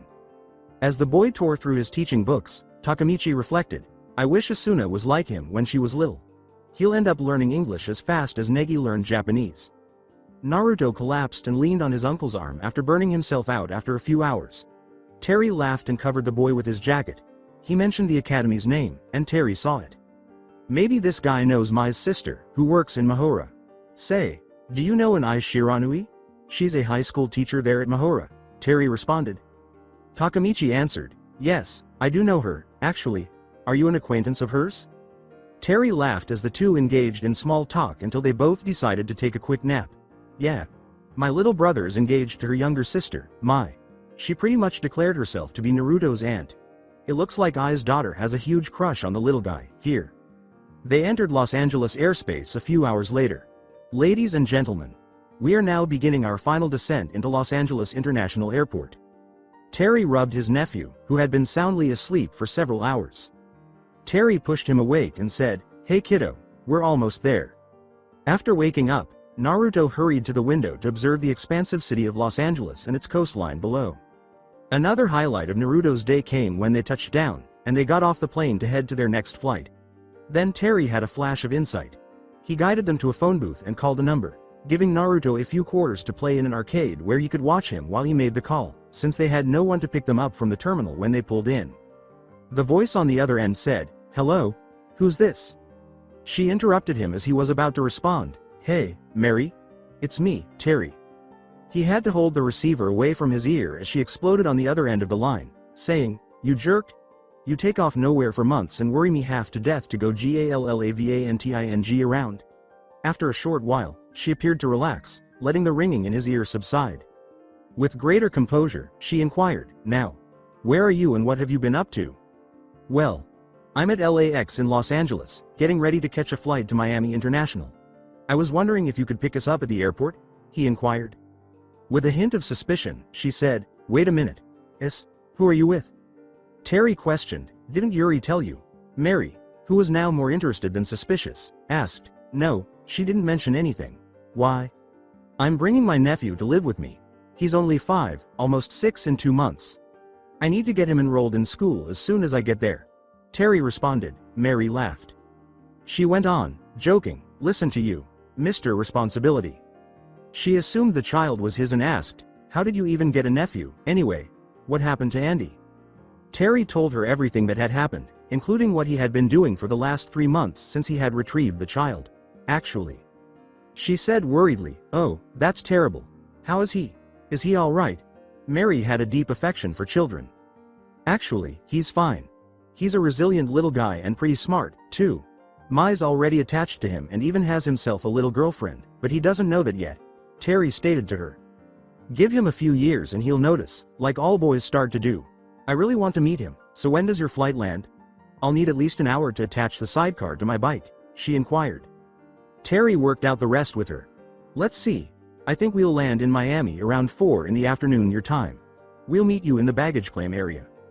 That's more than enough time. We could even eat while we're out. I'll pay this time in honor of the new arrival in our little circle. Mary offered the idea. Terry let out a sigh of relief. How much more his wallet could withstand was unknown to him. When a call came in, he turned around to see Naruto still playing a game, or at least attempting to. United Airlines Flight 776 to Miami is now boarding at Gate 16A. As he picked up his nephew and ran to the gate, he whispered, that's us.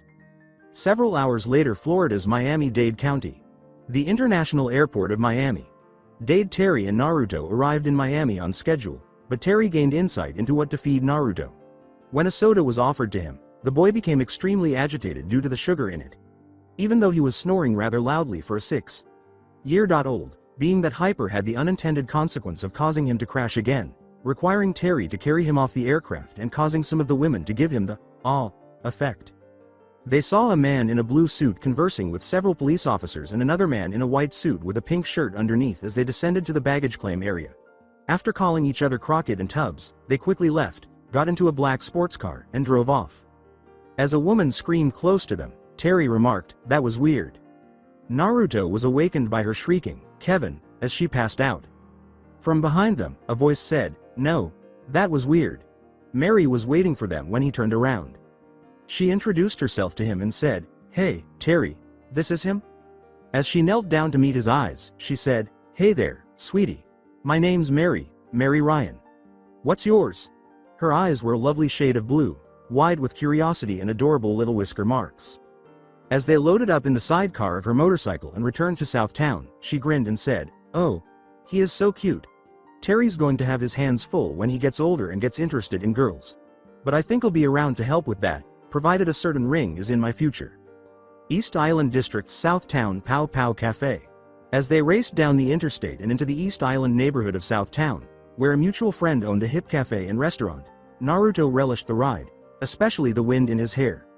The group arrived at the location and parked. Sorry guys, but you'll have to take your stuff in. I think Richard would let you guys stash your stuff behind the counter for now. Mary made the suggestion.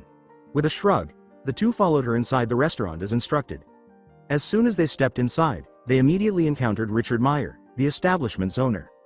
Richard jokingly said, Terry and Mary, two of my favorite customers. How have you guys been? As he allowed them to store their belongings in the coat room and led them to a nice table close to a stage, where the boy was present. He pointed to Naruto and teased, so, you guys have a secret love child or something? Mary became agitated and angry. He's not ours, exclaimed Mary. Easy, Mary, he was just kidding. I hope. Anyway. Terry relaxed, giving Naruto enough context to grasp the situation, and he did. He turned to Naruto and handed him a menu, thinking, geez. That kid's had it rough. But, since he's still breathing, that means he's a tough kid. His smile said, so kid. What'll ya have? After looking through the menu, Naruto found something he truly liked. With a wild-eyed grin, Naruto exclaimed loudly, ramen, the biggest bowl ya got, old man. As he slammed the menu down dramatically, just like in the cartoons he occasionally watched with Renge-chan. Richard simply noted the boy's gusto and laughed. They nodded and ordered their usual chili cheese dog for Terry and beef bowl for Mary. One like this kid, Terry. He's got guts in him. Standard for you and Mary, he said. They heard music begin to play on the stage next to them as Richard was giving them instructions. Think of the song, Paranawe. Check it out on YouTube. Looks like they're going to put on a show now. Good timing in coming here, Mary said. Puzzled, Naruto questioned, a show? What kind of show? Mary smiled, got to her feet, and extended her hand. She exclaimed, come on. I'll take you up to the stage and show you, to him. Terry was about to join them stage-side, so she glanced at him. A group of men and women jogged onto the stage and arranged themselves in a semicircle as the lights surrounding the stage dimmed and drums started to beat. They all began to sway as if they were dancing, almost in unison. Naruto questioned, what are they doing? Mary told the boy, who appeared utterly enthralled with the movements and even more so by the way they appeared to be enjoying themselves while moving to the beat of the music. That's a fighting art known as capoeira. It was created long ago by slaves, who trained to fight under the guise of dancing. Two of the dancers abruptly flipped over from opposite ends of the large circle to the center, where they engaged in a fight that seemed to be timed to the music. They never struck each other, as if they were trying to avoid doing so. The boy wanted to try it, even though he didn't think it made sense. This time, a man and a woman at last. Instead of sparring, they were showcasing their abilities. The boy was amazed by how well they coordinated their movements and timed their punches, kicks, and flips. The boy, totally enthralled, said, I want to try that. Richard grinned as he returned carrying their food on a cart. The little boy nodded so quickly that they thought his head would fall off when he asked, you really want to try it, kid? For a brief moment, Richard captured everyone's attention as he strode onto the stage. Richard pointed to Naruto as the spotlights were focused on him, and the entire room was filled with whistles and applause. Ladies and gentlemen, we have with us tonight a newcomer to our establishment and our town, who wants a chance to be part of what makes this place special. I give you Southtown's newest son, Naruto, Richard said. Richard yelled, Ducky. Cue something special, as he approached the DJ booth. Duck King, also known as Ducky, obeyed. He yelled into the intercom, got it, boss. One sick capo tune for the little guy coming up, while cueing the music. As one of the capoeiristras took Naruto by the hand and started performing the dance again, this time with a different song, Terry and Mary both encouraged him to go try it out. He whispered to him, do what I do. Naruto picked up on the hint and started to sway to the tune. Good, good, now. Just move to the music. Feel it and just have fun, he was encouraging. A few people's jaws dropped, including Mary's, as the 6-year-old began to grasp the concept and use his natural, or, to others, unnatural, agility to execute some of the moves he witnessed the others performing. She muttered, this kid's incredible. Terry said, yep, he's special, all right, with a proud smile. The boy returned to the table with a broad smile that could light up the entire city after the music had stopped and the other capoeiristras had applauded. Richard remarked approvingly as he left, not bad, Sonny. Not bad at all. Naruto had worked up an appetite and was eagerly devouring his ramen, leaving him with more work to do. Mary was shocked to see how quickly the bowl had been licked clean. She stammered, wah. How? As Terry responded. I dunno. It's like his metabolism's set to light speed, so he eats like crazy. Almost as much as me, replied Terry. When he was hungry, he knew that his own appetite was nothing to laugh at. He devoured a whole 20 inches pizza with extra toppings in a matter of minutes after one especially intense battle with Joe. Andy was almost as bad, but more subdued. You nearly ate me out of house and home once, so tell me about it, a man with broom-like hair and a big smile on his face stood behind them as a loud voice called out. Hi, Joe. Terry gave a warm greeting. Hey Terry. I see you're back at last, Joe Higashi remarked upon spotting Naruto. Whoa, Terry, who did you knock up? This child nearly resembles you, Terry merely moaned, having received that a lot recently, as Joe teased. Remember why I took off, Joe? Terry inquired. Oh yeah, to find a lost brother of yours and Andy's. Wait a minute. This kid is related to you then. Joe realized that. Yes. Meet my nephew Naruto, Joe. I'm Naruto's good friend, Joe Higashi. Terry introduced the boy to his best friend and frequent sparring partner. Before he spoke, Naruto slurped some noodles into his mouth and looked up from what appeared to be his third enormous bowl of ramen. Hey, Higashi-san. Since his stomach was full and content, he greeted with a smile and a fist in the air. A happy Naruto is one who is full. Joe laughed and gave the little boy a fist bump. Terry, I already like this kid, Are you going to train him, then? Joe inquired. Yes. Getting Master Tongue's permission to teach him what I know about Hokage was something I was considering. It's up in the air after that. I have to enroll him in school before all of that can begin. He would probably be in first grade at this point. I promised to take him back to Japan to train with Mai's family after the school year ended, Terry thought. Before another voice yelled at them, Joe teased, Shay. Listen to you, Mr. Responsibility all sudden. As they turned to face Billy Kane, they heard a voice say, well, look who's here. Now what? Mary and Joe tensed as Terry stood defensively in front of his nephew, asking in a frustrated tone. The boy behind Terry looked back at Billy with wide, inquisitive blue eyes, and Billy drew lead again as he got a good look at him. I just thought I'd come and meet the new member of the family, nothing hostile. Hey, sir? Naruto inquired. What? Billy answered. Why are you wearing that rag thingy? Are you bald? Do you have any scars? To his dismay, the young child inquired. Billy was a self-employed guard with a contract with the Garcia Foundation, earning an honest living, and he was not nearly as bad as he had been when he was an enforcer for geese. He had softened considerably over the past 2 years, and he sighed as he knelt down to the little boy, who was only a few years younger than his baby sister Lily, and whipped off his bandana, revealing a shock of blonde hair similar to his own, but fuzzy rather than spiky. There. You see? He replied to the boy in a deadpan manner, I'm not bald, and I don't have any scars. Ah, that was rather dull. The boy pouted, I was hoping you had some really gnarly scars or something like Ibiki.san. Terry received a WTF look. He was honestly caught off guard because, despite his lack of experience with children, he could have sworn that children did not say things like that. What? As Terry gave him a condensed explanation of Naruto's condition, that was all he could say. I just came to see Ducky, and that must have been the dog's bollocks. Cheers, he said, bidding them farewell. Naruto inquired, who's Ducky? He's the DJ that works here and an old friend of ours, Mary responded. His question was, what's a DJ? They mix and play music for everyone to enjoy. He was the one who played the music you danced to earlier. Terry continued. Richard shook his head, but Naruto simply nodded as they all finished their meal and went to pay their bill. As he said goodbye for the evening, Richard explained, this was on the house in honor of our newest resident and for the show he put on. Maybe when you guys come back, he can meet Ducky. After retrieving their packs from behind the code check desk, Terry and Naruto trailed Mary outside to her bicycle. Joe said, see you guys around, before heading around the corner to his apartment a few blocks away. As she revved the bike, shifted into gear, and entered the motorway, Mary said, well, hop in, boys. Next stop, the Bay Area and home. The Bay Area District's Southtown KYOKUGENRYU dojo. Hoping the local playboy was hanging around the dojo as he was known to do, Mary had dropped Terry and his charge off at Sakazaki's house and Ryo's dojo. Mary shouted over the twin V engine of the bike, you sure? Yeah. We can walk from here. My place is only a couple of blocks from here, replied Terry. She whooped as she roared the engine and drove away, drawing the attention of those who had come to see them. We've got to do this more often, later, she exclaimed. A deep voice called out from behind the compound's large wooden gate, who's there?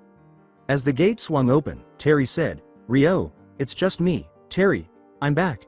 A young woman stormed out as it did. Naruto had a clear view of her. She had just finished her evening workout, had long brown hair pulled back into a braid, was dressed in a GI and workout pants, and appeared somewhat younger than Mai, though not by much. She gave Terry a fleeting glance before focusing on the tiny blonde and engulfing him in a huge embrace. Ryo and Takuma sighed in frustration but greeted Terry. He is so cute. Look at those cute little whisker marks and those big blue eyes. Yuri tittered and giggled like crazy. Terry, you're finally back and I take it that the one my daughter is hugging to death is your nephew, Naruto. Takuma replied. Terry said, that's right. Yuri told about him, I take it? Yeah, she told us about him. So you'd like her to babysit him every once in a while, right? Ryo asked. Yup.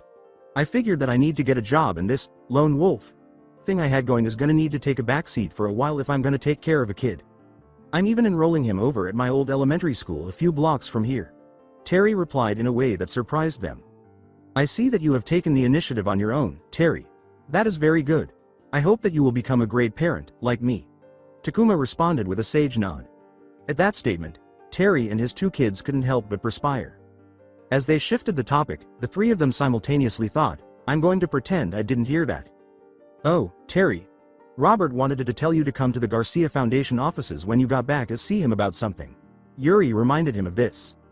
That's right, I hope it's about a job. My wallet is feeling a little empty as of late. Can I use your phone to call him really quick? Terry murmured. Ryo responded, yeah. You know where the phone is. Terry went inside for a short while as Naruto questioned Yuri. Hey, Yuri. Ni-chan? All your friends are fighters, right? Replied Naruto. She responded, yeah, they are. Why? He asked, what style do these guys and you use? When Takuma asked that, everyone there could have sworn his eyes glowed. Takuma launched into a brief tirade about it before Terry looked at his watch. I am very glad you asked, child. We here at the Sakazaki Dojo use Kyokujanryu Karate, he said. Ooh. I really need to get the little guy to bed and get things sorted out. Yuri, do you have any classes or anything tomorrow? Replied Terry. She opened her schedule book to check, muttering, let me see. Nope. I'm free. You want me to watch the cutie there while you see what Robert wants? Replied Yuri. She refused when Terry said, yeah, I don't really know how long I'll be, but I'll pay you for your troubles. The feisty 19-year-old woman turned to the boy she was holding and winked. This one's on the house. Come on, we've been neighbors since I was a little girl and you've never really asked for anything, so I can pull a solid for you once in a while. You want to play here tomorrow, Naruto-chan? She inquired. Despite his excitement, Naruto turned to face his uncle, who nodded. Yeah, Naruto exclaimed, performing his peculiar yet humorous joyful dance. Great. I'll bring him by around 10 in the morning and I'll call from the front desk when I'm on my way back. By the way, he said to wear a suit and tie, but I don't have one. You guys have one I can borrow? Terry replied sheepishly. As they chose a suit, Takuma said, I suppose I have one you can borrow, since you're more my size. It was a garish one from the 1970s, with a yellowish plaid color and design that gave him the appearance of a used car salesman or a corny game show host, but as he took the clothes, he sighed, beggars can't be choosers. As the two of them left the gates and headed for their house, the little boy chirped, see you tomorrow, Yuri. Ni-chan. Bye Ryo-san. Takuma. Oja-san. As she sauntered joyfully into the bath, Yuri exclaimed, Naruto. Chan was just so cute, I can't wait for tomorrow. That kid. His energy flow was powerful for such a small child, Ryo said. I could also detect a dark energy within him, but he seemed like such a happy child. Maybe interacting with Yuri would be good for him, as well as channeling his energies into something positive, as Terry has been planning.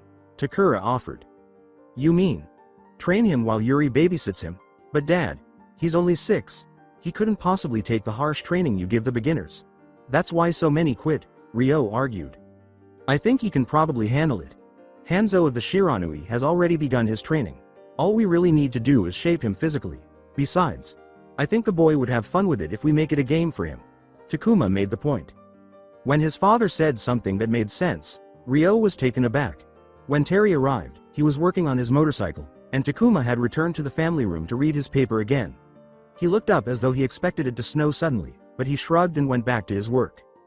Edgewater Domestics at last, Terry and Naruto arrived at his residence, a tall apartment complex surrounded by houses, tenements, and other apartment buildings in a peaceful neighborhood.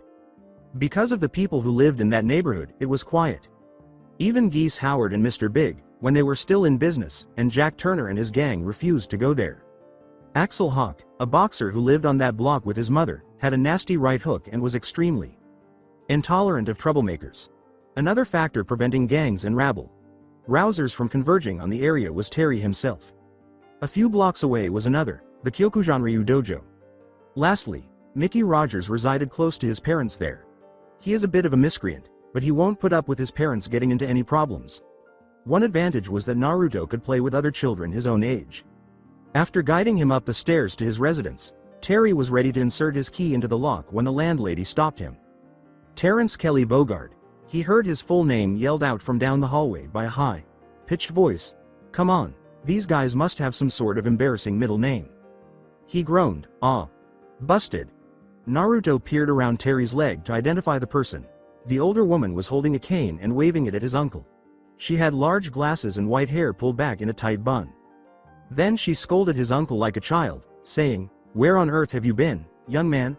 You can't just up and take off for months on end without paying your rent in advance. You little payaso. Means clown in Spanish. She abruptly stopped when a young boy who bore a striking resemblance to her tenant stuck his head out.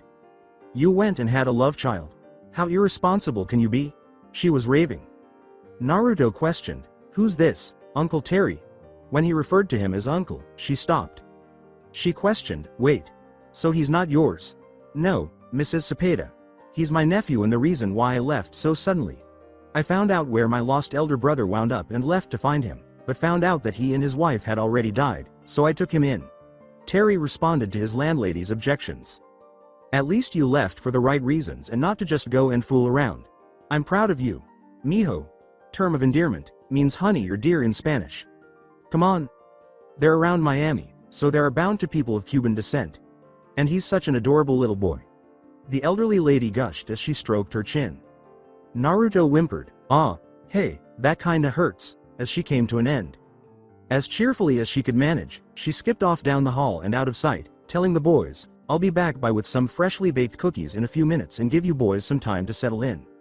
In relief, Terry slid onto his couch.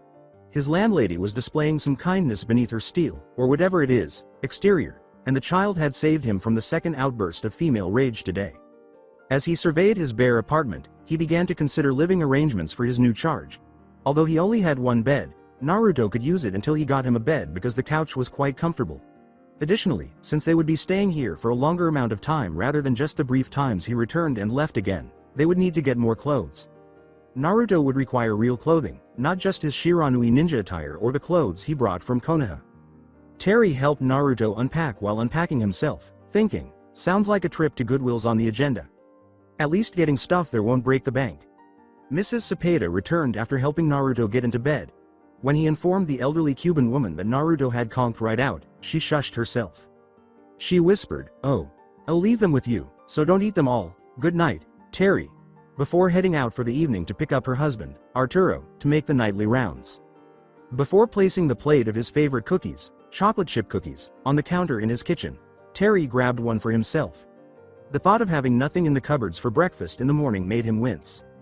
As he slipped into bed, he thought to himself, "Ah, I'm such an idiot. I forgot to pick stuff up at the grocer's before we got home.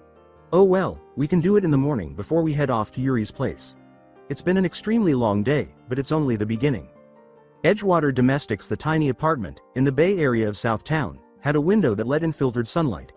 On the couch where he was sleeping, a tall, blond man woke up slowly and groaned lightly. Curious about the time, he wiped the sleepies from his eyes and looked at a clock on the kitchen wall. Terry went to the bedroom to see how his nephew was doing and muttered, "Huh. About 8 in the morning. At least we got time to get some chow." He opened the door to find the child sitting at the window, looking around him with a certain sense of wonder. That made sense because there was nothing like this in his home. At the moment, he was gazing down at the typical daily commotion of city life, including some adults running around and running errands, and some neighborhood children playing in the streets. Naruto turned as Terry called out from the doorway, "Morning, kiddo." Naruto chirped, "Morning, Uncle Terry. What's for breakfast?" Terry looked at his account statement and sighed. "Well, I don't really have anything to eat here, so we'll have to go out and get something before getting started today." In fact, staying with the Shiranui had helped him save some money, and he had a sizable sum saved up.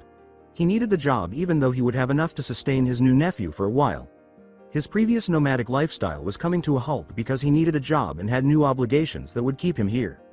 As they dressed for the day, Terry thought, "I hope that's what Robert has in mind." Naruto wore shorts and an orange shirt with a Konoha mark on it, while Terry, well, he put on Takuma's old suit and hoped that the humiliating remarks would stop within a week. His young charge followed him out the door as he called out, "All right, kiddo. Time to move out." They started for the stairs after locking the door, but Mrs. Cepeda caught sight of them and stopped them. "Morning, boys," she exclaimed. Naruto chirped, "Hi," to greet them. Terry yawned, "Morning, Mrs. Cepeda." She inquired, "Where are you boys off to today?"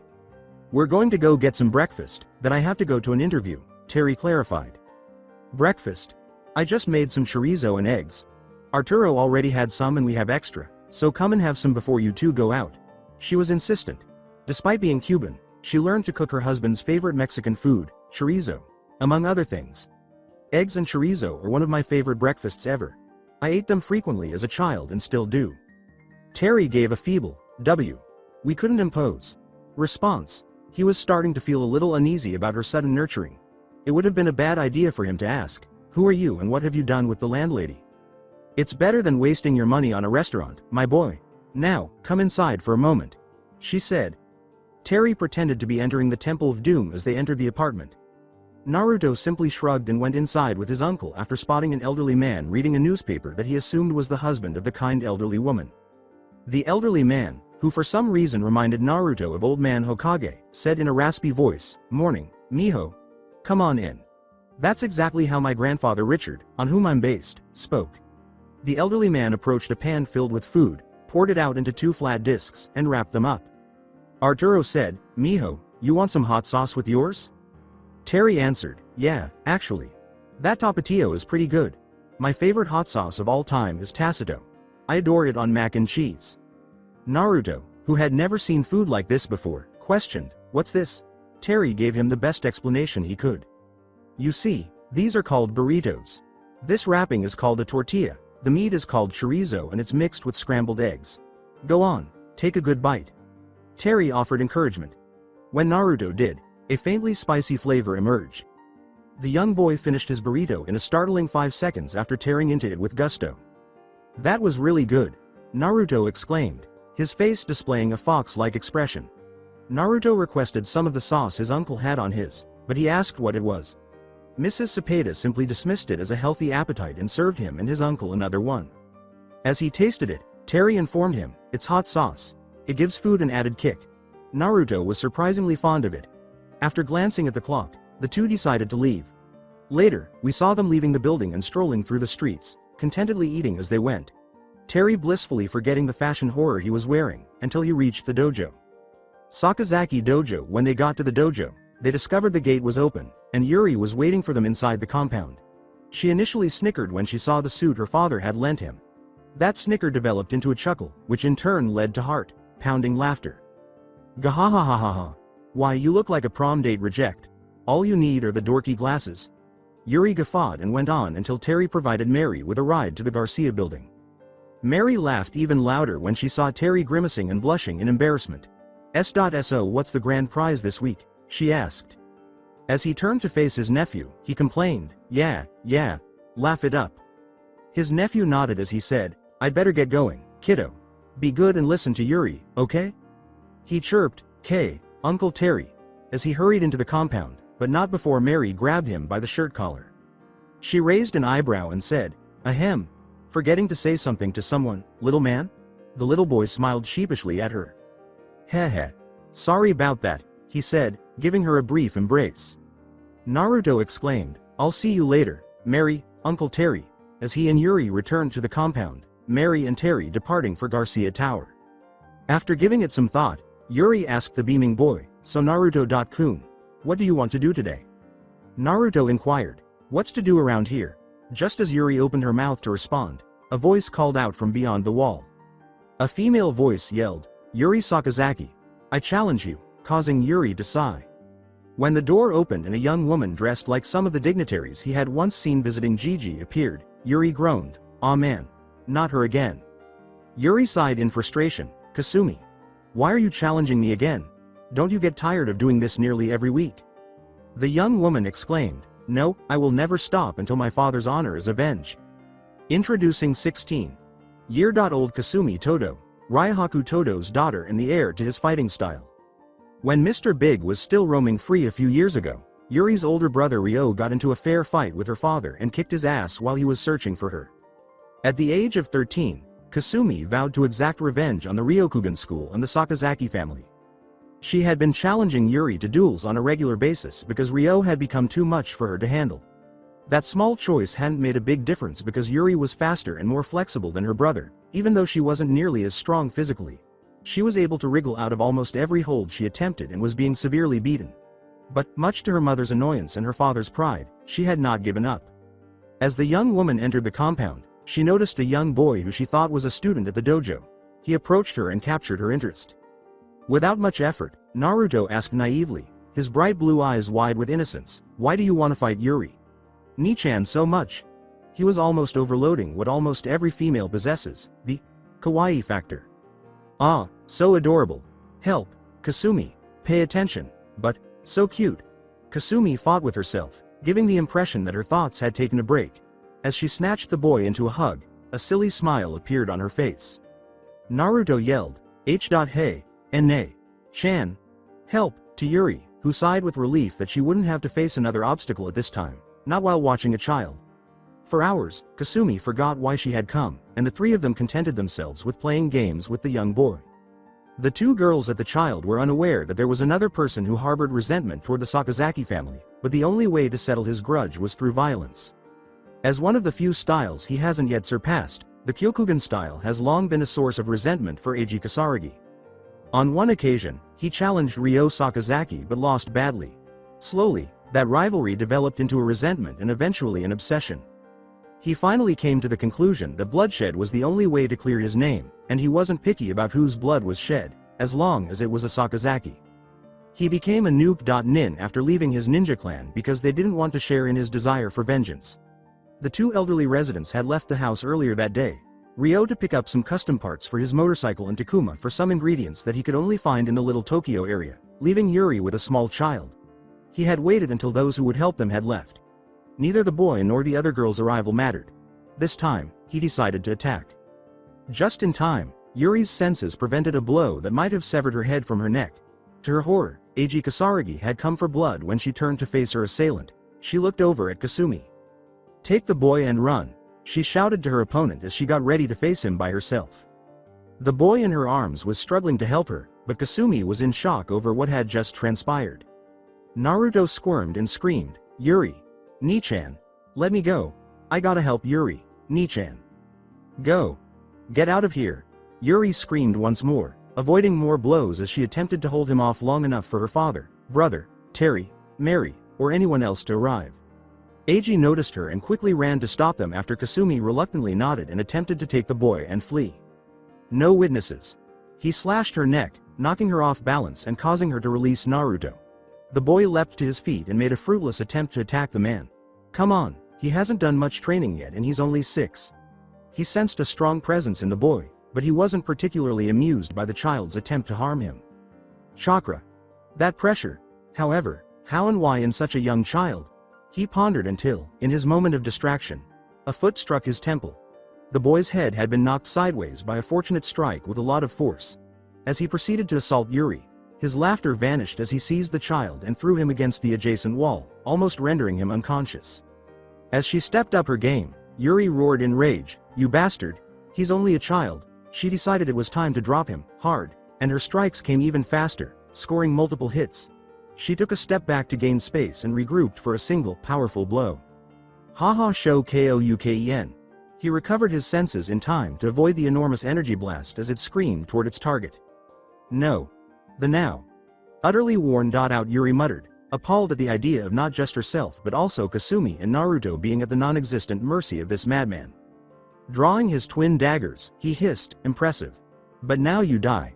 But then he felt a wave of pure dread and malice wash over him, so strong that he had to suppress the urge to throw up. It was so intense and focused that he frantically searched for its source, only to see the young boy he had injured slowly rise, surrounded by a blood-red aura, and swaying angrily behind him with 2 crimson tails. His blue eyes turned to demonic, slid crimson as the boy gazed at him. His canines and nails now resembled the teeth and claws of a ferocious animal, and his whisker lines were deep and angular. In sheer terror, the ninja was rooted where he stood. He had heard and read old tales of strong, evil spirits and demons, especially Kitsune, but he had never seen one and thought they were merely tales to scare kids. He was now realizing that these dreadful stories were accurate and that this boy was probably one of those strong demons. If not, the boy's anger unleashed the demon, and he was either possessed by or a vessel for a particularly evil one. With an unholy, bestial roar that ripped through the air and shook the ninja to his core, the boy snarled in a spooky double voice, "You hurt Yuri. Nichan and Kasumi-san. I'll kill you," before vanishing in an instant. He reappeared as his tiny fist struck his stomach with unfathomable force, followed by more savage blows. Is this boy who he is? He's not human. As Naruto, in a rage brought on by Kyuubi, beat the living daylights out of him, Eiji thought frantically. Yuri was even more horrified when the boy pinned him down and kept beating him until he missed and allowed Eiji to counter by driving one of his blades into the boy's stomach. Yuri tried to get up and assist him, but she was just too exhausted to do so. "No, Naruto!" she cried. Although Kasumi had woken and stirred, she was only terrified and rooted to her spot. To Eiji's horror, the boy rose, his demonic glare directed at him, the dagger still in his body. He made the hasty decision to cut his losses and flee, but sadly for him, the two male Sakazakis sensed the dark energy and rushed back, not far from the dojo and already on their way back. Ryo thundered, "Eiji!" and hurled himself at the man, but he threw down a smoke pellet and fled. Now, on all fours and crouching defensively in front of Yuri and the defeated Kasumi, the Kyuubified Naruto turned his attention to Ryo and Takuma. He was still snarling like a ferocious animal, and the dagger was still inside him. After gathering enough strength to move, Yuri intervened to prevent Naruto from destroying her family. His chakra shroud started to burn her skin as soon as she attempted to embrace him. She still made an effort to bring him back in spite of that. "Naruto-chan, calm down. He's gone and you protected me. Please, come back." She broke down. The corrosive energy gradually subsided and left him, the boy falling like a puppet with its strings severed and his wound now rapidly bleeding. As Ryo and Yuri attempted to stop the bleeding and prevent the child from bleeding out, Takuma jolted out of his reverie to call for an ambulance. When Terry and Mary turned the corner a short while later, they discovered that a portion of the wall had been demolished and that an ambulance was already parked outside. With paramedics already on the scene, their fears were confirmed, and they sped toward the Sakazaki dojo, fearing the worst. While the paramedics were doing everything they could to keep Terry's young nephew alive, they noticed Naruto on a gurney with a ninja knife protruding from his stomach. Terry shouted, "Yuri! What happened?" Yuri told him about Eiji's attack and Naruto's outburst, in which he became a demonic berserker and made a concerted effort to keep her safe. Terry got the idea, riding in the ambulance with Mary and Yuri on her bike, Takuma and Ryo conversing with the police. Now that Eiji Kasaragi was facing a citywide APB for attempting to kill a child, the city's criminal underbelly would not be particularly fond of him. There would be nowhere for him to flee to. He was dead if Terry ever managed to get his hands on him. The issues facing the now criminal ninja don't even stop there. He would be pursued worldwide as soon as the Shiranui learned of the attack. Mai wouldn't leave enough for a coroner to determine the species, much less the identity of the person. Terry thought about everything that had happened today as they drove to the hospital. Additionally, I was able to get that security guard position. I hope the child survives. Man, what else might occur today? He pondered. Back in Konoha a month ago, after reviewing some paperwork, Sarutobi was lounging in his office when he reflected on the events that had transpired since Naruto's departure. The Uchiha were found to be conspiring against him. Ultimately, he was able to dissuade the Uchiha clan council from their plans to destroy the village and seize it for themselves. Fugaku Uchiha revealed this plot and tried to resolve it in a rare display of humility. Both the Shinobi Council and the civilian populace appreciated his display of humility and common sense, but after the plot's initiators were exposed, the clan council found itself in hot water. While being questioned, they accused some civilian council members of being accomplices in exchange for positions in the new Uchiha-run government, Danzo of giving them state secrets, and unidentified but possibly hostile third parties in exchange for financial support and an advisory role.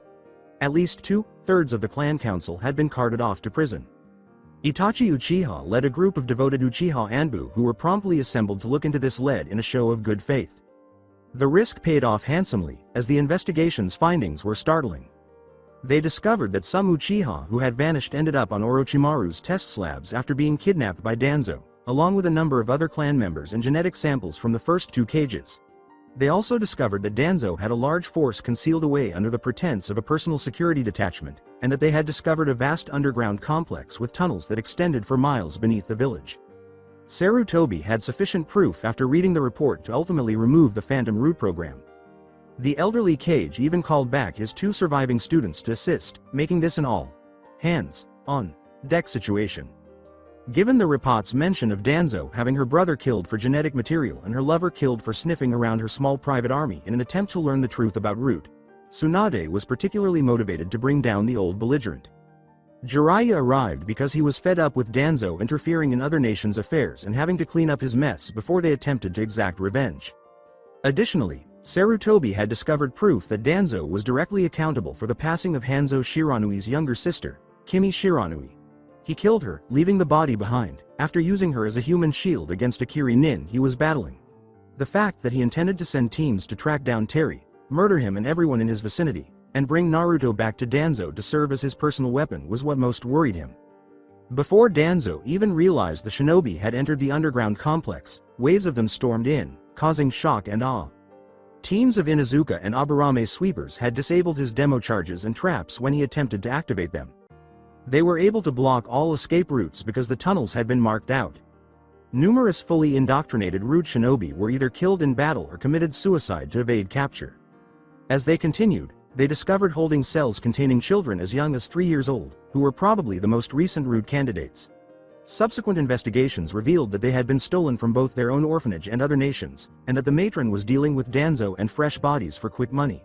She was swiftly taken into custody and put to death in front of Danzo and the disobedient supporters. Both Jiraiya and Tsunade were having a light drink at a bar following the aftermath of that explosive incident when they encountered an odd topic. Jiraiya joked, "Hey. So, how's Minato's brat? Growing like a little weed?" But Tsunade's expression revealed something quite different. What do you mean? I thought he was with you," she screamed. Jiraiya came back and said, "That's what I thought about you." At the same moment, both of them had a thought. They shouted as they hurried out of the bar, "That old monkey's got some explaining to do." Hokage's office. A squabble outside his office sounded a lot like Tsunade reprimanding his secretary as she sat there in mortal terror. Shizune attempting to calm her down. Sarutobi was enjoying a nice, quiet cup of tea in his office with some of his favorite reading, Icha, etc. Tsunade yelled, "Let me in to see that old monkey, now," and his doors began to sway a little. Shizune threateningly said, "Lady Tsunade, calm down or I'll cut you off from sake." Jiraiya gave the young woman an order that nearly made Sarutobi wince. "Move, Shizune. The old man owes us an explanation and I won't leave here until I get one." With a sigh, he signaled his secretary via intercom. As the doors opened, he said, "Let them in." A furious Shizune was left behind as the two enraged Sannin barged into the office after the doors had opened and barraged him with inquiries. He let them scream themselves hoarse for a moment before clearing his throat. "Non. Ploost," he inquired, "are you quite finished?" Tsunade said, "Damn you old man. Where is he?" "Who?" Sarutobi asked, furrowing his brow. Grasping the desk with his palms, Jiraiya screamed, "Don't play dumb with us, old man. Where is our godson?" Sarutobi replied plainly, "Oh, Naruto, he isn't here anymore." They both screamed, "What?" Despite having a good internal laugh at the expense of his former students, Sarutobi assured them, "Relax, he is in good hands." Tsunade yelled, "Whose hands are those?" The dry response from Sarutobi was, "His uncle's, that's who." There was a pin drop silence in the office. "Uncle? Minato didn't have any siblings, old man. Are you going senile or smoking something that's not on the up and up in that pipe?" Jiraiya screamed. "You're right. To an extent. Do you know of the lands beyond the veil?" Hiruzen responded. "Well, yeah. I've heard of them, but only rumors and stories in some of the port towns. What's this got to do with the Gaki?" Tsunade was getting impatient. "That is where young Naruto-kun is now, living with his uncle. Before you say anything, Rin did a full lab battery on DNA similarities and found them to be a complete match for both Naruto and Minato. As it turns out, Minato was originally from beyond the veil. Shuzen Namikaze found him washed up in Wave Country and took him in as his own son. Terry, Naruto's uncle, gave me this picture to prove it." Hiruzen informed them by showing them the image. In the photo, two younger boys were standing next to three blonde boys, the oldest of whom had that distinctively spiky blonde hair. 3 names appeared on the back. Terry, age 6. Andy is 5 years old. David is 8 years old. Jiraiya exclaimed, "What? That's crazy." As he told his 2 students about his experiences in the village, Sarutobi said, "I know that this is hard to accept, but it's true. Terry somehow found out about where his missing elder brother had gone and sought him out, seeking to piece together what family he had left aside from his younger brother. Subsequently, they had to concur that accompanying him was the best option available at the moment. Danzo had Naruto as a top target, but Terry's decision to take him with him prevented him from getting to him. At the very least, Jiraiya and Tsunade wanted to meet the boy, even though they painfully acknowledged that they had failed in their role as godparents. "You know how we can reach this guy or even where he lives?" Jiraiya responded. "Actually, I do. He left an address with me, since he promised to bring him back to take his Genin exam and one Shunin exam." Hiruzen let them know. "Well, that's a start, but where can we find a boat that will take us over there?" Tsunade asked. "I can arrange that for you. It will involve going into water country to catch the boat in a month's time. Now, Are you sure you want to go over there? It is a completely different world out there and you will have to adapt to survive in it. Once you get there, you are on your own. Hiruzen demanded of them. They were determined. They desired to go on the trip. As they left the office, Sarutobi grabbed Shizune and said, "Okay then. Make your preparations and meet me at the gates in 2 hours." Shizune. We need to consolidate our funds and drop Taunton off with the Inuzukas. We're going on another trip. Tsunade stated to her pupil. W. What? Again? Shizune whimpered softly, and Taunton let out a similar whimper. Tsunade said, "Yes. We're going to see my godson beyond the veil." Shizune squeaked, "WH. What, beyond the veil?" But Tsunade was completely taken aback by her subsequent response. As she joyfully dragged her mistress down to the bank, Shizune's tones suddenly became lively and upbeat, almost demanding, "Oi. I can't wait. I've heard so much about it and I've always wanted to see it, let's go."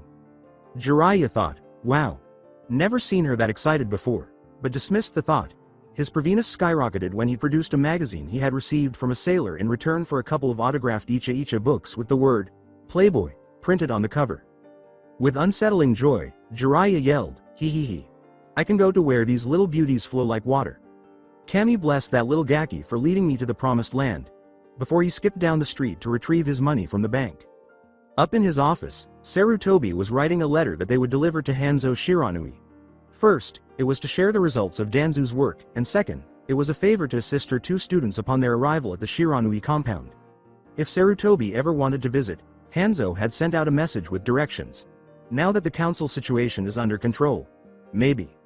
Sarutobi sighed and quickly drafted a notice for the Shinobi Council to fill in for him until his return, citing diplomatic concerns as the reason for his departure. "Oh, screw it. I'm going, too." Additionally, he added a restriction to the clause that states no new laws can be passed until he has personally reviewed and approved them. His 2 former teammates quickly entered and voiced their disapproval of this choice. Homura grumbled, "Hiruzen, what are you doing? The Hokage can't just up and leave." With a considerably more composed tone, Kaharu questioned, "Where are you even going?" Sarutobi told them what was going to happen and who he put in charge, saying, "Beyond the veil. I have business to tend to there. I'll be back inside a few months." With a sigh, the 2 gave in. As she and Homura walked out of the office, Kaharu sighed, "Fine. We accept this. Just promise to return at the specified time." With a sigh of relief, Sarutobi removed the cage robes and dressed like a regular citizen, resembling an ordinary old fart rather than the shinobi god. Just consider the way Tazuna was dressed. As he trashed the communique to Hanzo and walked out the door with a bindle over his shoulder to start his spontaneous vacation, he hummed to himself, "I got that wanderlust." Main gates in Konoha. Jiraiya, Tsunade, and Shizune were waiting for their sensei to arrive at the village main gates when they noticed an elderly man approaching them wearing old sandals and a straw hat. The elderly man approached them and spoke after getting closer and closer. According to the elderly man, "So, are you ready to go?" Tsunade asked, "Who are you?" not understanding why the elderly man was even addressing her until he raised his head. Suande said, "Sensei, what's going on? Isn't it obvious? I'd like to go, too. I'm almost 50 years overdue for a vacation and I can't let this opportunity pass me up." Sarutobi sighed. Shizune questioned, "But what about the village? I left the Shinobi Council in charge, but I left a few provisions just in case. On top of that, my kids are adults, Bawako Chan is gone, and Danzo is dead, so things have been taken care of. Besides, I haven't lived this long for nothing, you know." Sarutobi responded by heading out onto the highway. He urged the others to hurry up and catch the boat by saying, "Come on, let's get going." After 3 weeks, Kyoto, Japan. It had been a good 3 weeks of travel, but you know, interesting things don't always happen on the way, do they? In any case, all 4 passengers disembarked and stretched out as soon as the ship arrived at the hidden berth in Kyoto. They then converted their ryu into yen and surveyed their surroundings. According to Shizune, as they left and entered the city, things don't look all that different than from the elemental nations. She was almost struck by a car that abruptly rounded the corner. "W. What was that?" she exclaimed, attempting to stop her heart from pounding. Sarutobi informed the others, "Ah, I think I've heard of those contraptions before. They're called automobiles."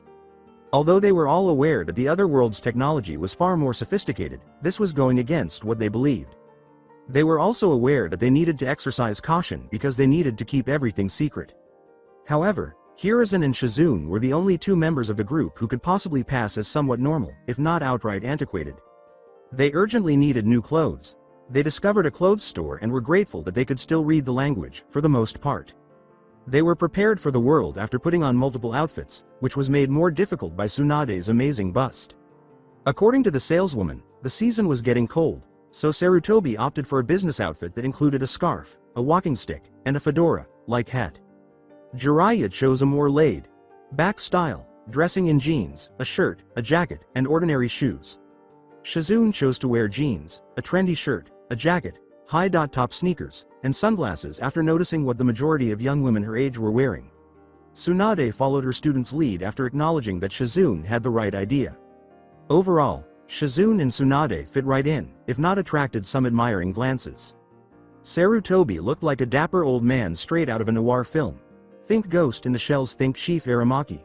Jiraiya looked like the age police needed calling.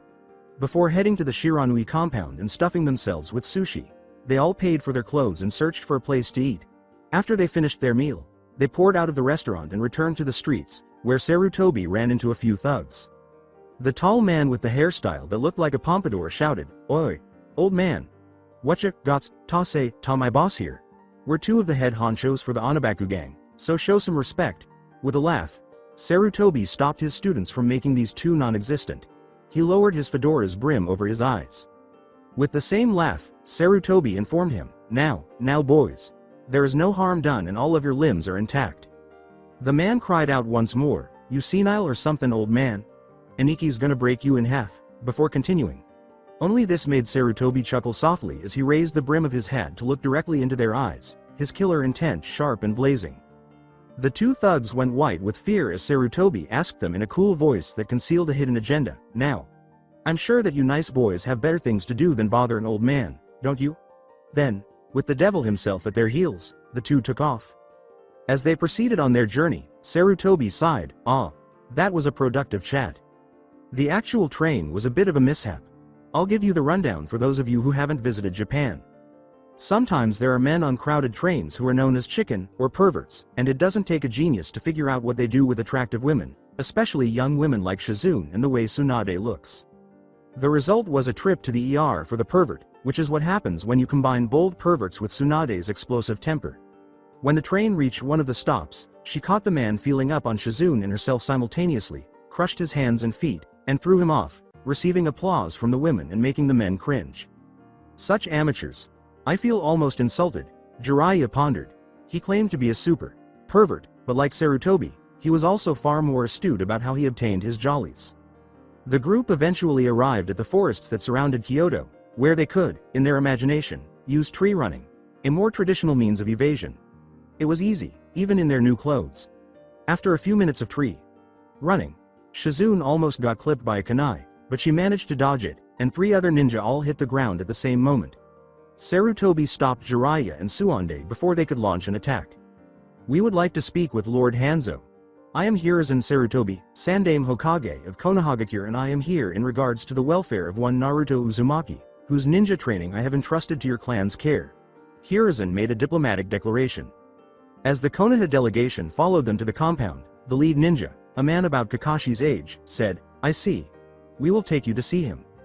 The Shiranui company Jiraiya was not too subtle in his admiration of the Shiranui Kunoichi's blue uniform on the way to the compound. He had a big, goofy smile on his face that Tsunade was practically ready to tear off and wear for Halloween. Kami bless Minato and Kushina for creating that amazing little brat. I've said it before, but I'll say it again. I would be so happy to see Tsunade sporting one of those. Jiraiya chuckled to himself. Although he was more subdued about it, Sarutobi was also quite grateful for the uniforms. As they were led through the compound to the meeting room, the old Kage sat down and thought, Hanzo certainly has good taste. A few seconds later, the doors slid open once more, and an elderly man just as old as Sarutobi stepped in. Hanzo's tone was even as he said, "Hiruzen, it's been more than 50 years since we have seen one another. Not since after Tobirama Sama died and you were declared Hokage." "Wait a second. You were a Konoha shinobi?" Tsunade inquired, perplexed. "Yes. I was at one point. I left there just after the first shinobi war, when my sister was killed," Hanzo replied bitterly. Hiruzen informed Hanzo of everything that had transpired since Naruto had visited them, saying, "About that, Hanzo, there has been a series of events back in the village which I believe you should know about." Although Hanzo was appalled that the Uchiha Council had the audacity to try a coup d'état, as Madara had attempted, he was relieved that the current clan leader was a sensible man and spared his clan in the process. Then there was the Danzo Shimura situation. He was relieved to be disposed of because he was horrified by everything he had dared to do. When Hiruzen was selected to be the Sandaime Hokage, Danzo became envious and went down a very dark path that involved dealing with traitors and destroying the village for his personal benefit. Then he found out about his sister, Kiko. Hanzo asked, "That bastard Danzo, he was the one who had her killed?" "Yes. He was the one who did it. He kept very thorough journals of all he had done, and this is just one of many things he had done," confirmed Sarutobi. "Don't feel too bad. He had my brother and fiancé killed for personal gain," Tsunade screamed. "Yes. That terrible man took my Uncle Dan from me, because he had found out about his shady dealings with our enemies," Shizune grumbled. With a sigh of relief, Hanzo said, "I see. So we have all been avenged with the spilling of his blood. I can finally put this behind me." Sarutobi smiled and said, "I see that your family has flourished here, my old friend." Hanzo told them, "Ah yes. My family has grown, blessed by this country and her people." He described how he gained the favor of the Japanese royal family, beginning with his rescue of Emperor Hirohito. Since then, the Shiranui ninja have served as the royal family's swords and shields. Hirohito himself gave them their land in Kyoto as a personal gift. In addition, they worked as independent contractors out of the spotlight and occasionally provided hand combat training to SAT members of the Japanese Special Forces.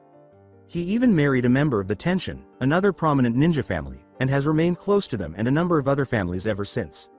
In addition to having other specialties, many of them were well-known martial arts families.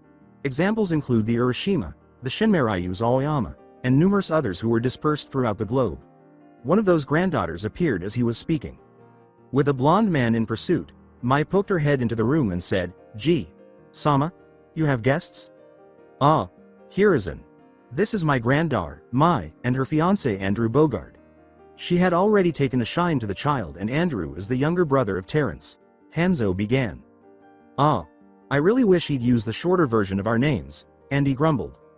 With a lively voice, Mai exclaimed, "Hi there, my name is Mai Shiranui."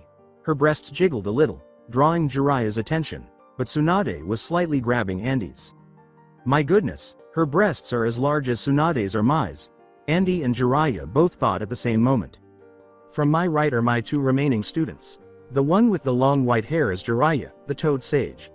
Next to him is his teammate, Tsunade Senju. Finally, this is Shizune Kadu, Tsunade's apprentice and the niece of Tsunade's fiancé. Hiruzen introduced them from the side. "Ah. So you are the granddaughter of Hashirama, Sama and Mito." "Sama, are you not? You have her eyes," Hanzo stated. Tsunade exclaimed, "You knew my grandmother?" Hanzo clarified, causing her fist to clench uncontrollably, "Yes. I was also one of the very few who knew of what she carried within her, the Kyuubi. I was also a friend of your father, Kiyohaku, as well as his teammate," Hanzo stated to her. Everything that had been disclosed to Tsunade left her speechless. After she recovered, she recalled why they had initially come here. Suad's curiosity was evident as she asked, "So, Mai-san, what can you tell me about my godson?" She went on to share with them everything she had witnessed from him during his 3-month training stay.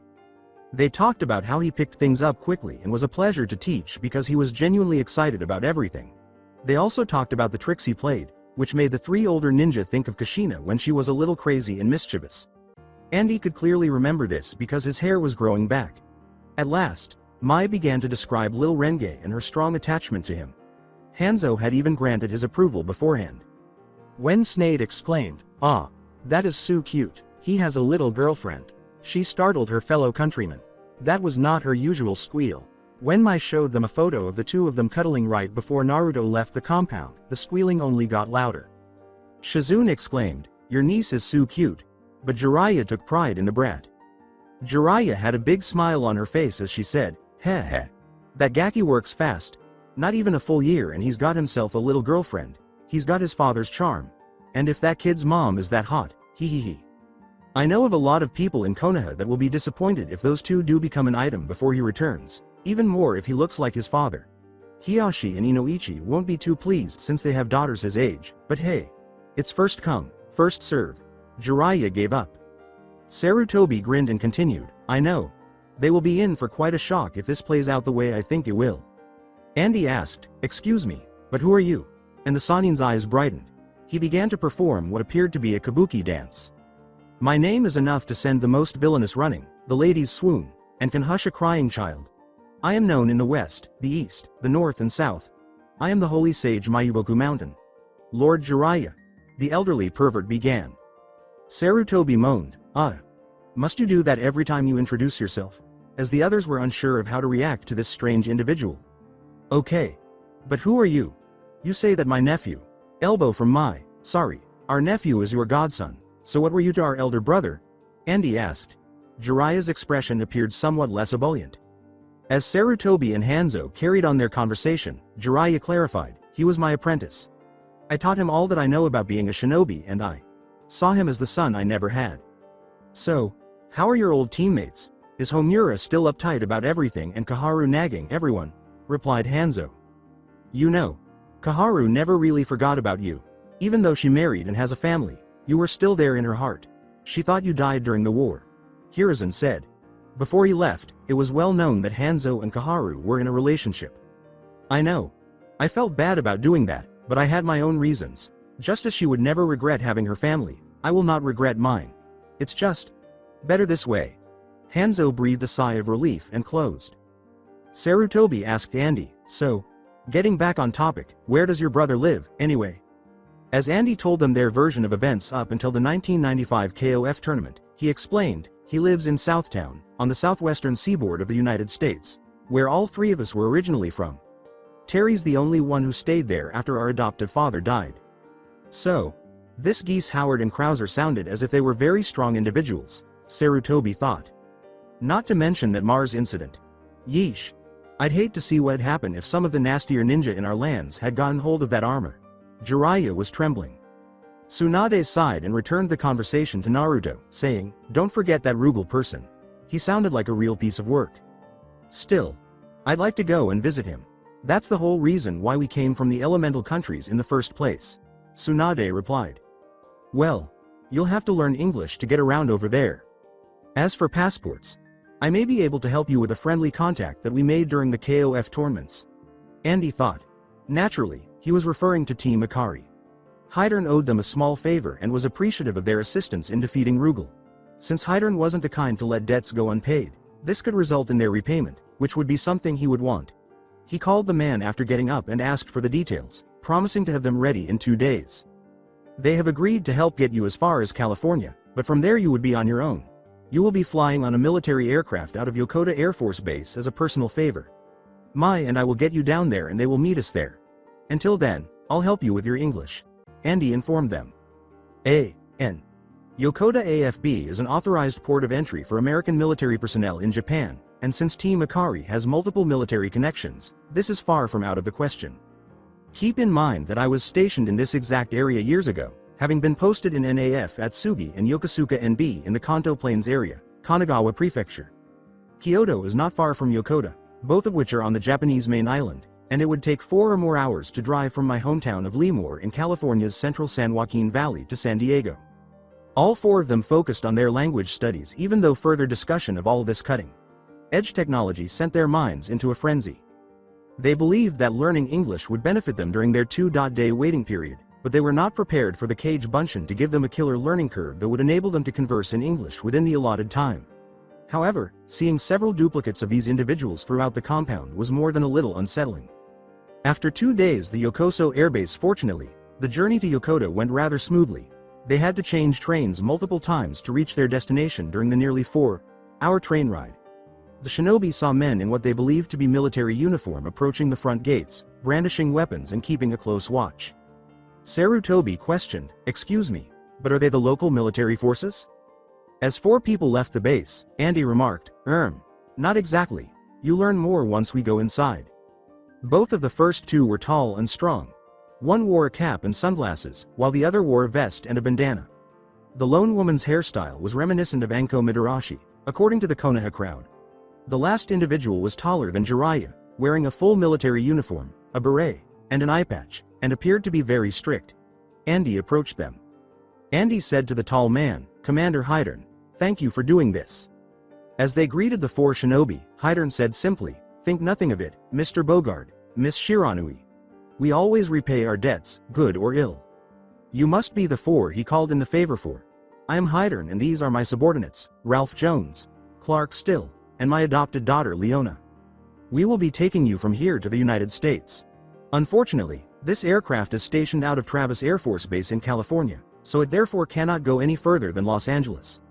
But, from there, you will easily be able to get to Florida. We also have your passports here and ready for you, along with identification. Should you require anything before you board the aircraft, my subordinates shall accompany you to the base exchange to purchase them." Hydern told Sarutobi as he introduced himself and, "Ah, thank you, my good fellow. To my right is one of my students, Jiraiya. To my left is my other student, Tsunade Senju and her apprentice, Shizune Katu. Finally, I am Hiruzen Sarutobi, Sandame Hokage of Konoha. The elderly Kage continued. "Yes. I was informed that you were ninja, but I am curious about Miss Senju, or moreover what she teaches," Hydern asked. Tsunade simply picked up a rock from the nearby flower bed and easily crushed it into powder in response to the question. "To answer that, I am a medical nin and I am teaching Shizune the medical arts, along with the normal shinobi skills." "Wow," said Clark. Ralph whispered to his longtime friend, "She's one tough chick." As they went along, the commander of the Ikari Squad reflected, "I see. A good combat medic is worth their weight in gold." As he made his way back to the main administration building, Hydern informed the group, "I'm afraid that I have other duties to attend to, so I must take my leave." For a quick lunch, the group went to the food court there, where Ralph gave them a crash course in American fast food. He received a startled yelp from the Ikari warriors after gathering a few necessities and putting them in one of his scrolls. Ralph remarked, "Whoa. That's a neat trick, old man." As they drove to the airfield, Jiraiya clarified, "It's just a basic storage seal." Clark continued, speaking more to himself, "I could carry a lot of grenades with those, along with an entire arsenal." In his imagination, he could picture himself shocking their enemies by suddenly drawing guns. Leona dared to ask the older women, "Why are you here?" "I'm here to see my godson, whom I've never even had the chance to meet, and he's 6 years old already. You see, the night he was born, both of his parents died and left him alone. He was born different from other people, even among shinobi, but he was discriminated against for it. His uncle, Terry Bogard, came and took him away to live with him. Now, that old pervert of a teammate of mine and I are here." Tsunade continued. Then she whispered, "Godson." "Huh?" As they pulled up to the airfield and loaded their guests onto the C.17 Globemaster III for the Trans-Pacific flight, the silent young woman also pondered what it was about the boy that made him so unique that he was despised. Ralph exclaimed, "Well, good luck, guys," as the doors shut. The four shinobi were settling into their seats inside the aircraft. Shizune heard the mechanical whine of the turbine engine starting up and asked, "What do you think this will be like?" As she attempted to maneuver her seat without breaking it in two, Tsunade calmly responded, "Naruto Chan flew on one of these, right? If he can handle it, so can we."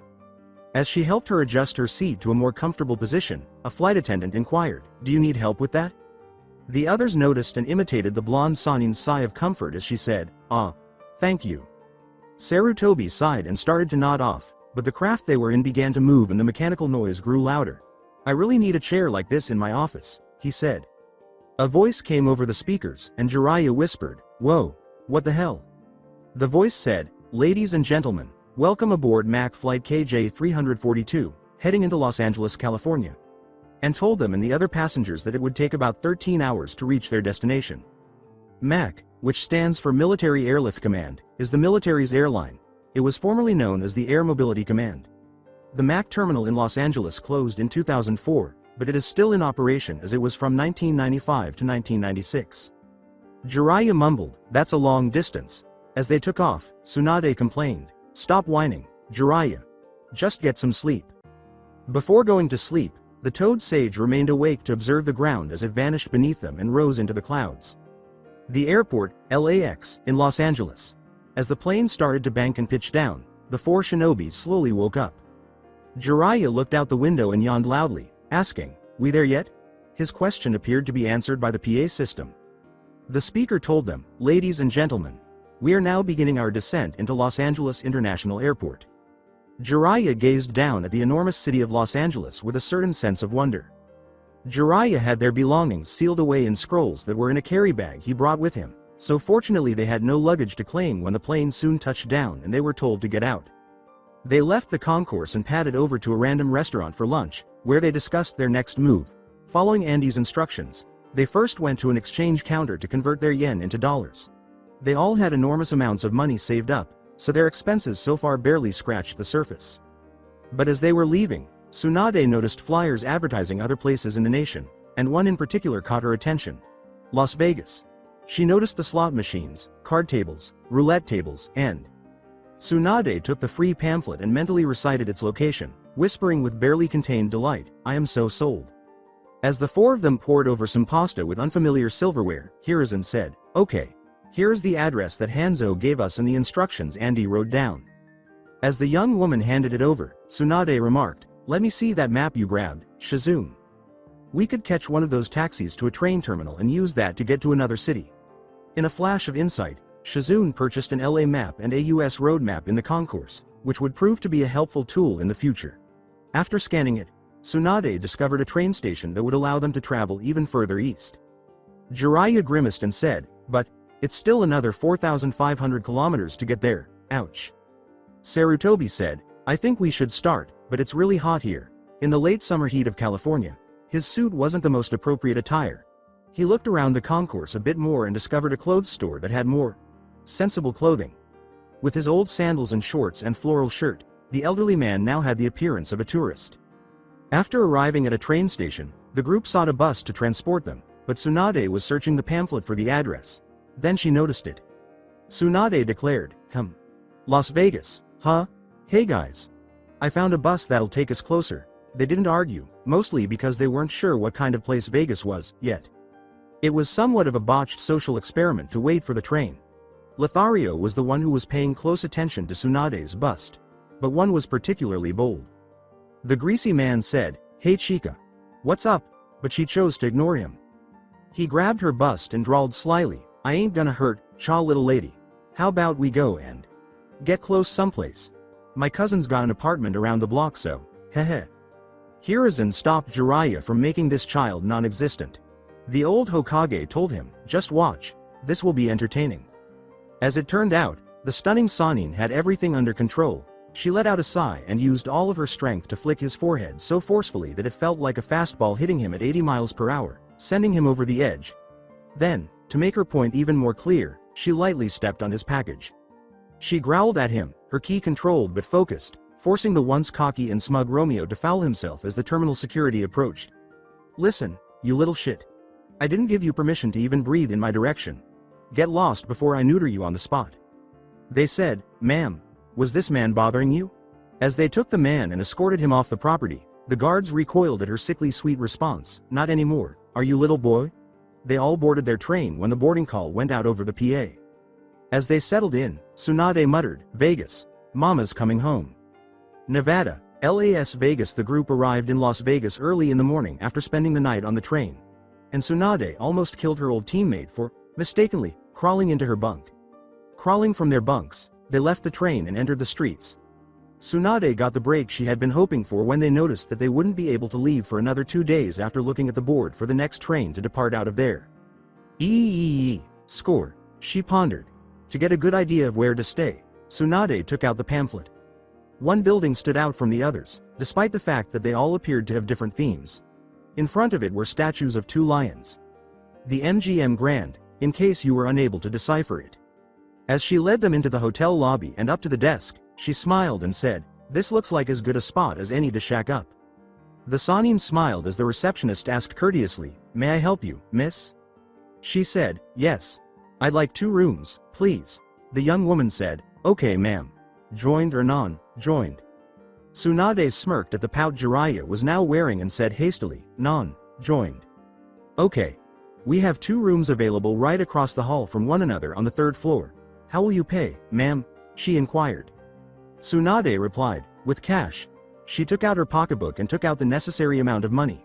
After counting and verifying everything, the young woman handed them each a room key. As they made their way to their pleasant rooms, the staff chirped, "Here are your keys. Please enjoy the MGM Grand and welcome to Las Vegas." Jiraiya exclaimed in amazement, "Wow! This is better than anything I've ever stayed in before." As she fell onto a bed and felt its softness, Shizune exclaimed, "Lady Tsunade, this is wonderful." Tsunade cheerfully added, "Oh, I think we need to explore a little bit." Shizune became suspicious of her intentions for coming here. The mystery was solved when she took a leaflet from her nightstand and examined it. For her vice and mistress, Las Vegas was a haven of gambling and alcohol. As she faced her mistress, the young woman groaned, "Oh great." The gleam in the blonde woman's eye was unmistakable, but Shizune pleaded, "Lady Tsunade, please don't tell me you suggested taking the land route just to visit this place? Come on, Shizune. We're stuck here to 2 days, so try to live a little. Now, let's go round up Sensei and the pervert and get some breakfast before sightseeing." Tsunade got up. As Shizune followed her mistress in rousing their male travel companions, she moaned, "What will I do with you, Lady Tsunade?" As he looked around the room, Sarutobi remarked, "This room certainly is very nice. It's better than my own room in my manor."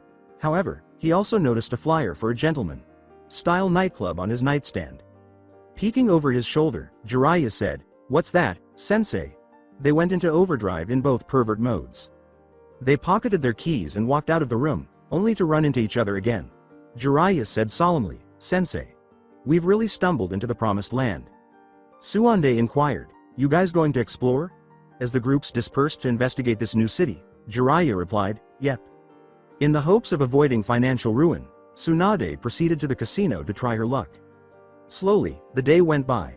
After seeing what many women who appeared to be of a higher social class wore, Tsunade instantly changed into a nightgown that exuded style and sex. Knowing that Suande would simply shove her into one anyhow, Shizune joined her wearing a dress that was equally elegant but a little more conservative. Shizune possessed a certain charm, even though she wasn't a total beauty. Tsunade sampled vodka, whiskey, and bourbon in between visits to the card tables. Even the Moscow Mule, the 3 wise men, come on, Jim, Jack, and Johnny, and a black Russian were mixed with her.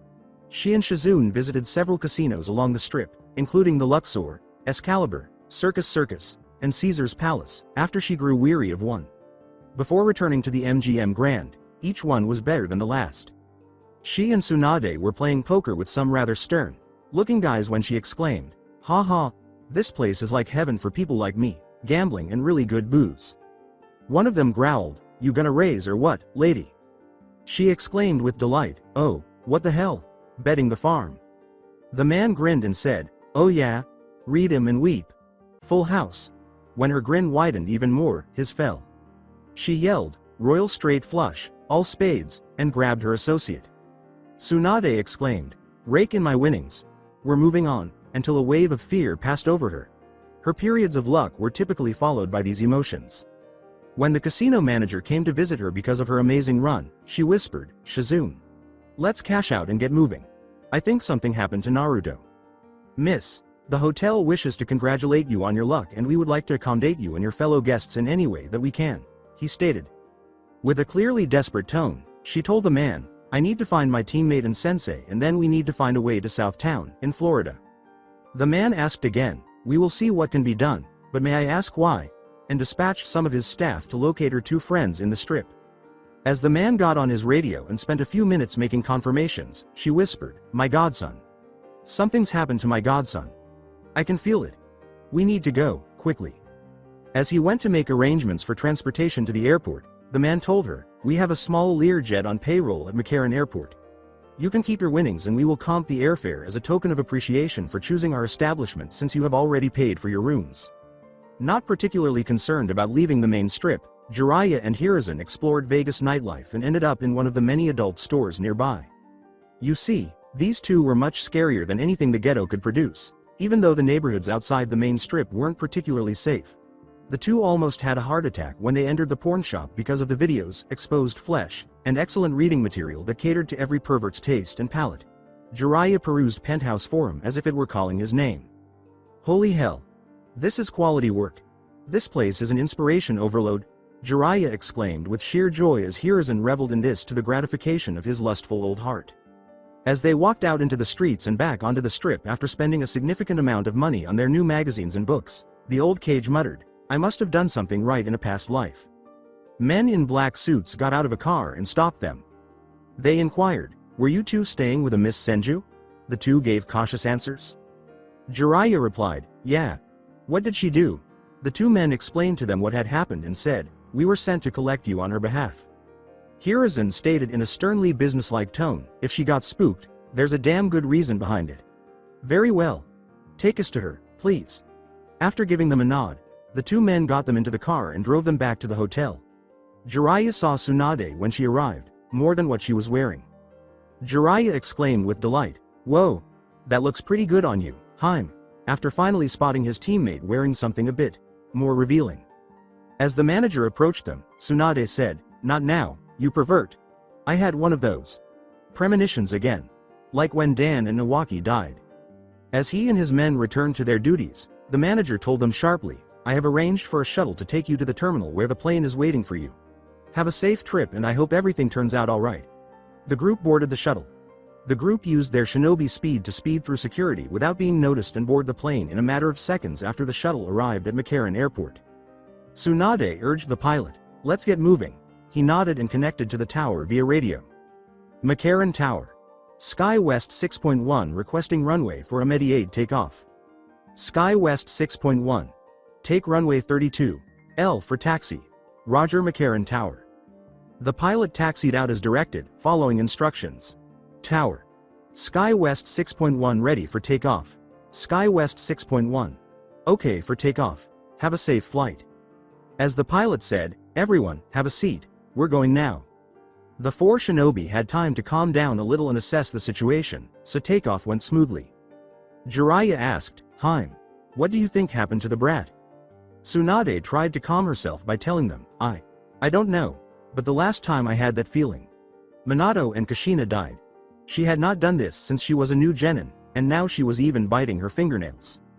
For once not attempting to be a pervert, Jiraiya comforted his former teammate, saying, I understand, Haim. Hopefully, this guy can get us there quickly and we can make sure the kid's alright. They made themselves comfortable and prepared for anything. To ensure that everyone would be prepared at any time, Jiraiya pulled out his scrolls and divided everyone's equipment into individual scrolls. The company pilot stuck out his head. He gave them a time frame, saying, we will be landing at Southtown Airport within 4 hours. The runway at Southtown wasn't designed for large commercial flights, so they could use it because they were in a smaller aircraft. As they reviewed last minute plans, Jiraiya said, good, the sooner the better. The Shiranui company. When Mai and Andy received a phone call, they were preparing to have dinner with Master Jubei, who had arrived at the compound to visit with his longtime friend Hanzo. Mai replied, hello, Shiranui residence. The voice on the other line said, Mai? Thank God. Is Andy there with you? She recognized Terry's voice, which sounded panicked. Concerned now, Mai said, Terry? What's wrong? Is Naruto-chan okay? This is about him. Do you guys know about a ninja clan called the Kasaragi? Replied Terry. Mai's fear grew as she answered, why? Yes. What does this have to do with Naruto-chan? The Shiranui's adversaries, the Kasaragi, were incredibly lethal ninja. Perhaps this ninja was aware that Naruto was studying under them. Terry said, but remained silent. Yuri was watching Naruto when some bastard named Eiji Kasaragi attacked the Sakazaki dojo.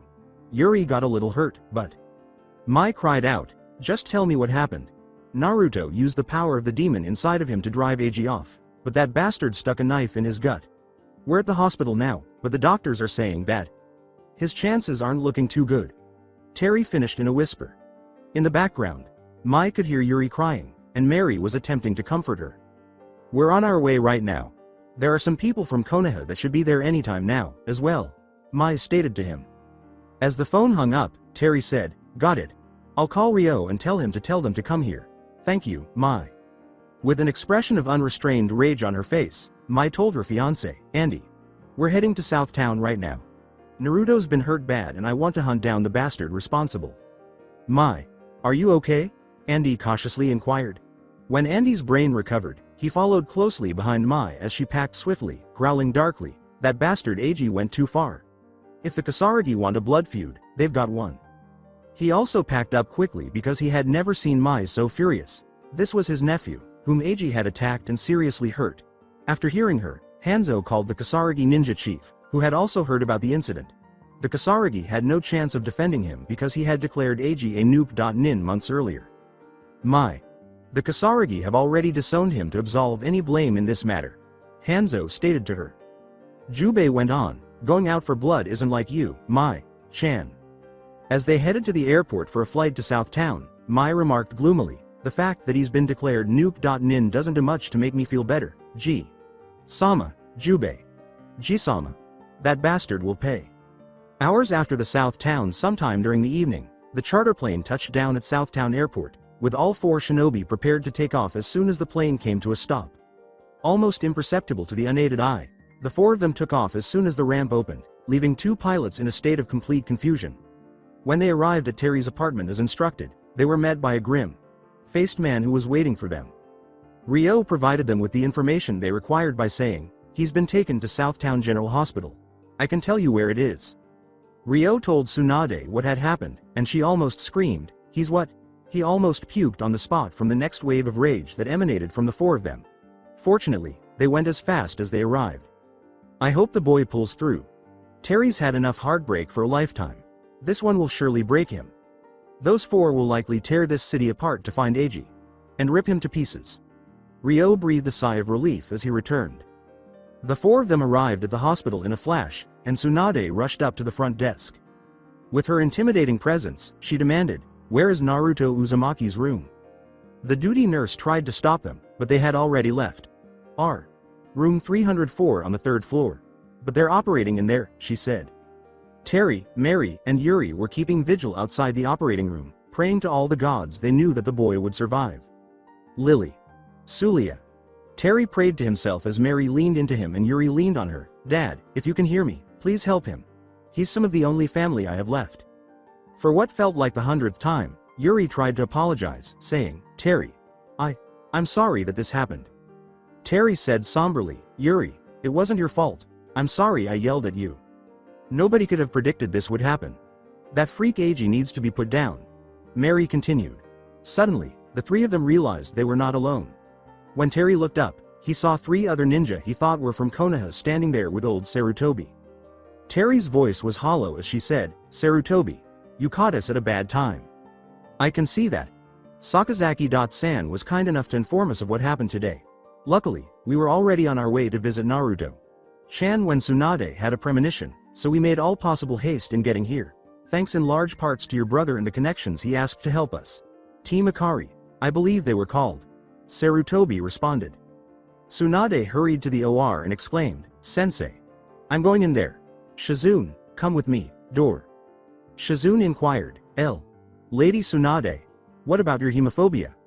Tsunade's eyes hardened as she pushed the doors open and made the doctors help her, saying, now's not the time. My godchild's life is in danger. She noted the Shosen's breathing and pulse as she flashed through the seals for him, using all of her strength to heal the wound. To the utter surprise and amazement of the attending physicians and non-shinobi, the boy's wound started to heal gradually, the bleeding slowed, and his vital signs gradually improved. Whatever she was doing seemed to be working to them. 10 tense minutes later, Tsunade finally let go of her jutsu. As though she were in the hospitals back in Konoha, Tsunade said, He will live. I managed to repair the lacerated stomach and intestines and halted the bleeding, but he will still need to recover. By focusing on the fact that she saved this boy's life and performed what appeared to be a miracle, the other doctors totally forgot that this woman had stormed in. Jiraiya muttered, oh shit. I know he needed to be healed, but we need to put a lid on this. Sarutobi concurred. Yuri inquired, what do you mean? Sarutobi entered the room next to Tsunade and said, watch. The old cage attracted their attention by saying, ladies and gentlemen, I know you have many questions, but I will explain everything. The medical staff appeared to collapse like puppets with their strings severed as he ran through rapid hand seals. Mary went so far as to shout, what did he do? As Tsunade placed the boy in stasis, Sarutobi reassured them, just a mild genjutsu to make them forget this ever happened. They're completely unharmed, I assure you. As she gently lifted him, the blonde woman said, Sensei, let's get him out of here. Then Terry said, whoa. Where are we going? Jiraiya replied, go back to wherever is safest at the moment. As they made their way out of the hospital, Shizune used senbon laced with a sleeping solution to knock people out as needed. Yuri gestured to them, we can go back to my family's dojo. Come on. At last, they ventured out into the streets. We need to get him some medicine to stave off infection, but I don't have any ingredients to make them with, Tsunade said. After exchanging glances, Terry and Yuri considered a person they knew could be of assistance. They agreed and proceeded until Yuri said, I know a place we can go to for some medicine. He's a cranky old codger, but the medicines he makes are top-notch. We'll need to head to Chinatown, not far from here. The town of Chinatown is a neighborhood in Southtown with a rich history dating back more than a century to the first Chinese immigrants who arrived from San Francisco. Additionally, it had a seedy underbelly that could surprise the unwary. Nonetheless, the Yakuza and triads in the region tended to follow the don't bother me, I won't bother you philosophy. Li Pai Long, the owner of a small pharmacy, was one of the most well-known people in this part of Southtown and someone even the gangs made a point of not bothering. Takuma introduced him to the Sakazaki family, with whom he frequently sparred. He was working on a new medication inside the store, in a back room where he conducted the majority of his research and tinkering. He was in a very vulnerable stage of development, trying to build on the success he had experienced when he discovered a remedy for hemorrhoids by creating an ointment for bunions, when he heard a loud, gratingly familiar voice call out from the front of the store. Yuri shouted into the store, Hey, you in here, you old fart? Lee lost focus, allowing a tiny bit too much to enter the mix. He mumbled, oh, just before a hilarious explosion exploded in his face.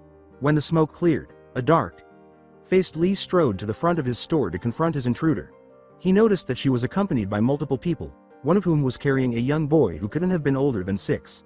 He saw the enormous amounts of blood that stained the boy's clothes just as he was about to tell them to kick rocks. His tone was even as he asked, What is it that you want? Tsunade asked, Please, we need a poultice that we can use to hold off infection. Lee said, Why not go to a hospital? As if he were talking about the weather. Come on, old man. You still owe us from that time I got kidnapped and you got in the way, yelled Yuri. We'd rather avoid getting involved with the authorities.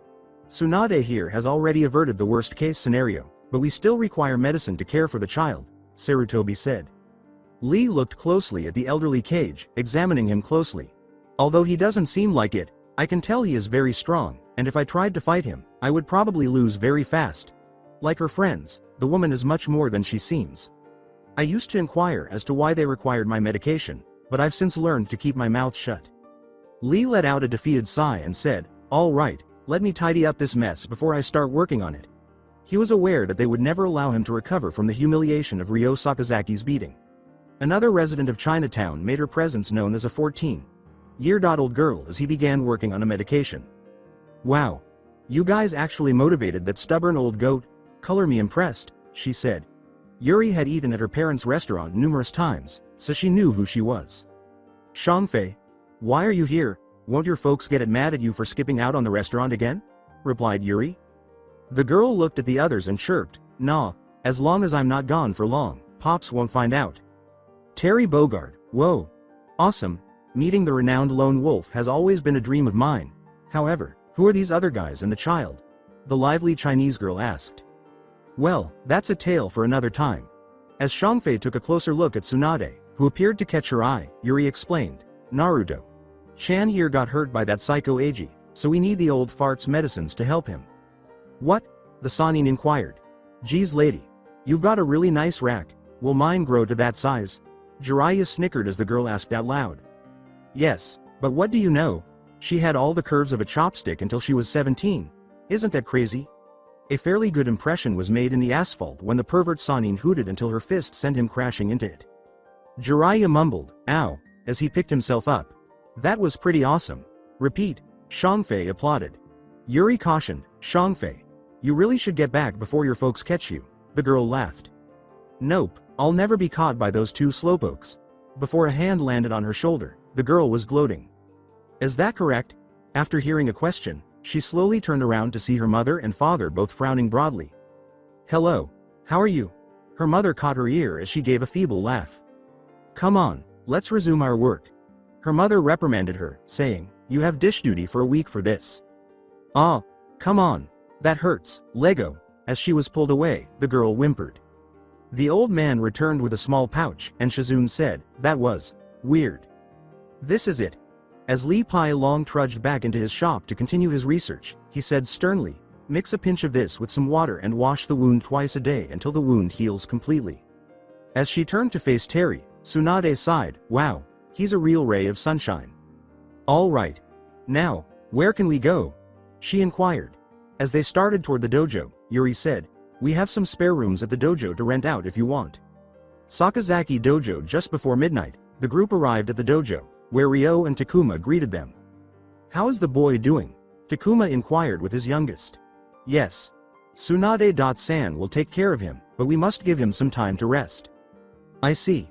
Who are these people then? Asked the patriarch of Sakazaki. Sarutobi took the initiative to accomplish that. Ahem. Thank you in advance for your hospitality. We have my two students, Jiraiya and Tsunade Senju, and Tsunade's student, Shizune Katu. Finally, I am Hiruzen Sarutobi, the Sandaime Hokage of Konoha, the village Naruto hails from originally. We came here to visit with him and introduce him to his godparents, who we finally managed to track down. Sarutobi replied. Mary, Terry, and the Sakazaki family all understood what this meant, but Terry was aware that he still had the right to the boy because he was a direct blood relative and had priority. They would be up against a battle. Terry would fight to the death if they attempted to take him back there.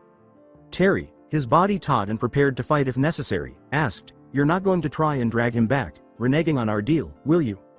Mary, the Sakazakis, and the shinobi were all aware of this action. Terry was followed by Mary, Yuri, and Ryo, while Takuma remained behind and continued to observe the situation. Sarutobi tried to allay any animosity because he knew they were anticipating a fight. I can assure you that we have not come to take him away. Tsunade and Jiraiya have merely come to finally meet him in person. Sarutobi reassured. Terry nearly demanded, then why weren't they there for him in the first place? Where have they been? We don't have any excuses for what happened, but the primary reason was a big mix-up. I thought he was with the pervert here and he thought the brat was with me. We didn't find out until Sensei called us back to deal with a situation that had arisen in the village that he needed us for. Tsunade went on to explain. Terry yawned and said, Good. That creepy Danzo guy was bad news. Terry stretched out and said, We should really get some sleep. I'm bushed. Ever the entrepreneur, Yuri proposed, Oh, Dad. They don't have a place to stay right now, so can we put them up in a couple of our unused rooms for a small fee? After considering the options for a mere 3 seconds, Takuma decided to accept. Suddenly turning into the friendly host, the oldest Sakazaki gestured, I'll show you to the rooms. Eager to end this incredibly long day, the shinobi shrugged as they trudged inside. That's it for today. I hope you guys enjoyed this great story. See you in the next one.